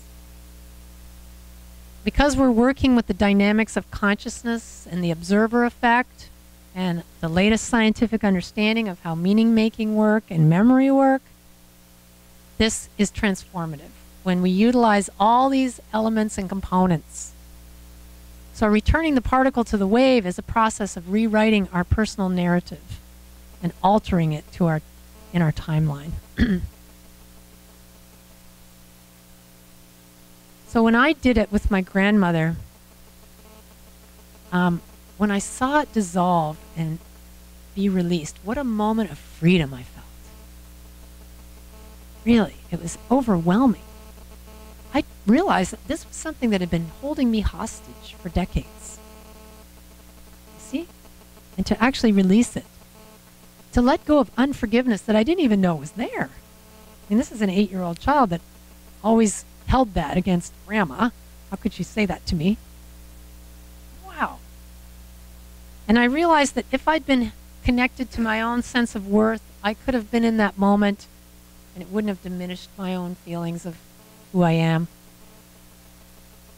And so, really, this can be a powerful, pivotal moment for you when you go through this process. So, I'm going to take you through this experience. We're just going to kind of do it together as a group, and you can see, get the feel for how it works. So choose a triggering moment, and we'll just you can close your eyes if you choose to do this. Allow yourself to sense the feelings, the emotions that this triggering moment has touched in you. And then call to mind the myth, the message, the belief, that underlies these feelings.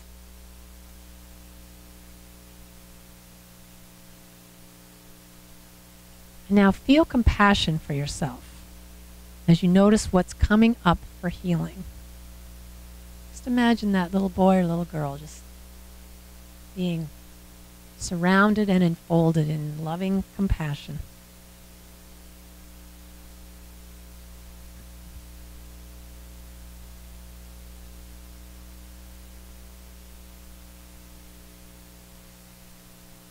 Now notice how this is bringing up something for you to heal, an opportunity, and allow a sense of gratitude to start to come forth for this opportunity to heal. So feel that gratitude starting to happen.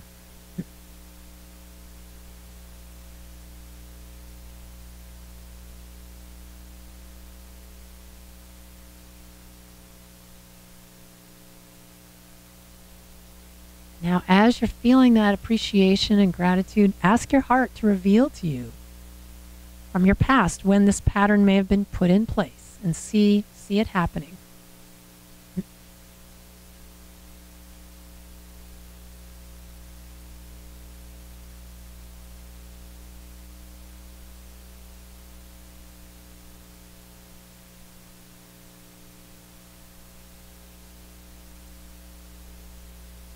Now get close enough to whisper to your younger self and remind yourself who you've come here to be, that no person or circumstance has the power to diminish you, that you're now ready to be free of this experience.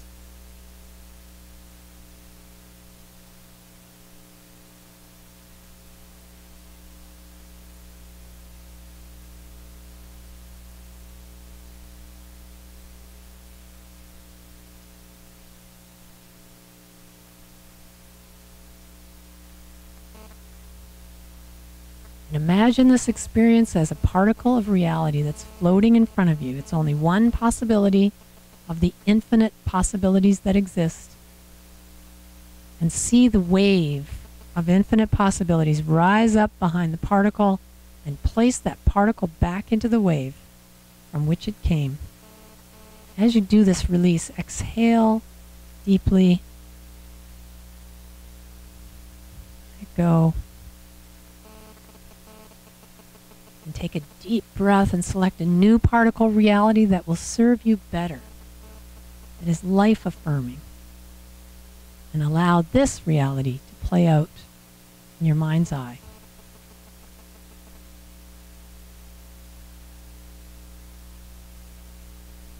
Imagine that everyone in the scene has a cue card.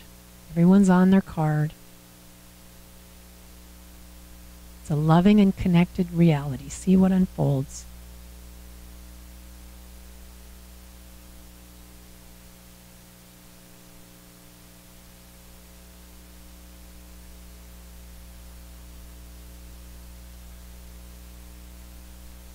As you allow new words to come forth, ones that affirm for you the truth of your noble self, give you the message that you're safe and you're loved, just feel that for a moment.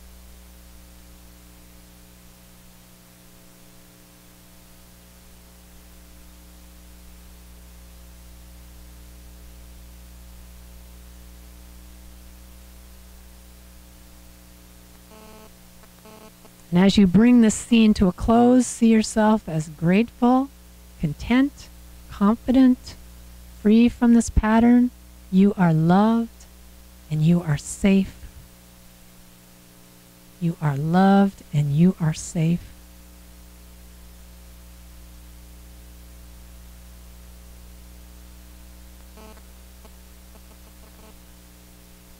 And now bring yourself forward in time from that moment up to today, and take another cleansing breath. And when you're ready, open your eyes, feeling awake and alert.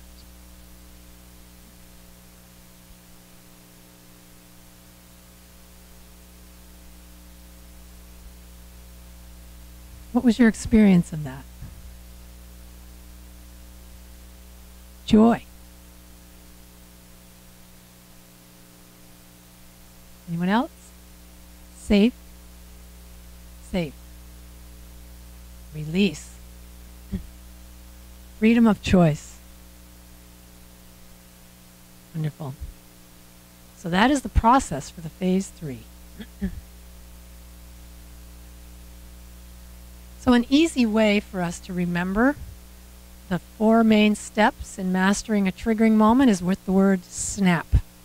So S stands for settle the body, using you remember those, they're called trauma first aid processes, feeling your hands, feeling your feet, feeling the chair back against the chair, and also doing the heart math techniques. Those things will help to settle the body.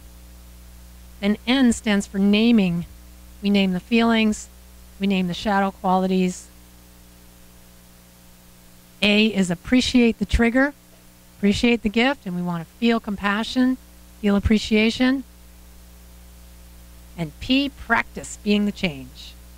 Write a new narrative and take authentic action that demonstrates and makes you and has a feeling of the Q quality. Are you ready to go quantum? Oh. So these are the dates of the debriefing, which you can't see any of them up there, but nor can I. So we have it.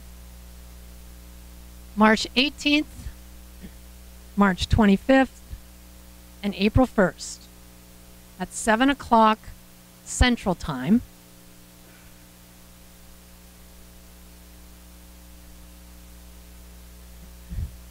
And we will be passing along a phone number that you can call to join that debriefing call. Also, we've already sent around the newsletter, the sign-up sheet for the newsletter. If you haven't signed up and you would like to, go ahead and do that.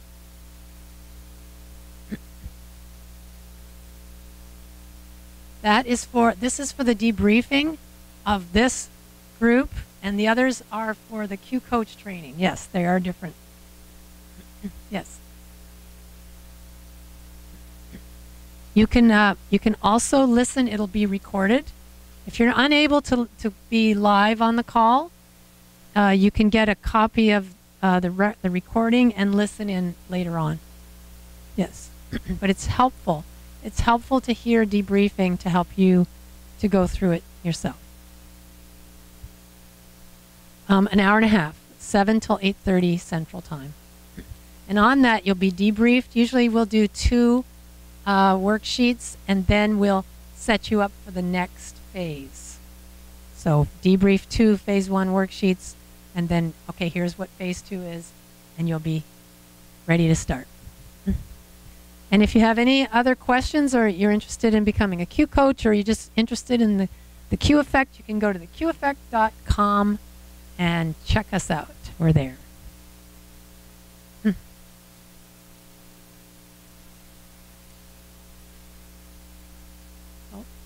There we go. And we have reached the end of our workshop.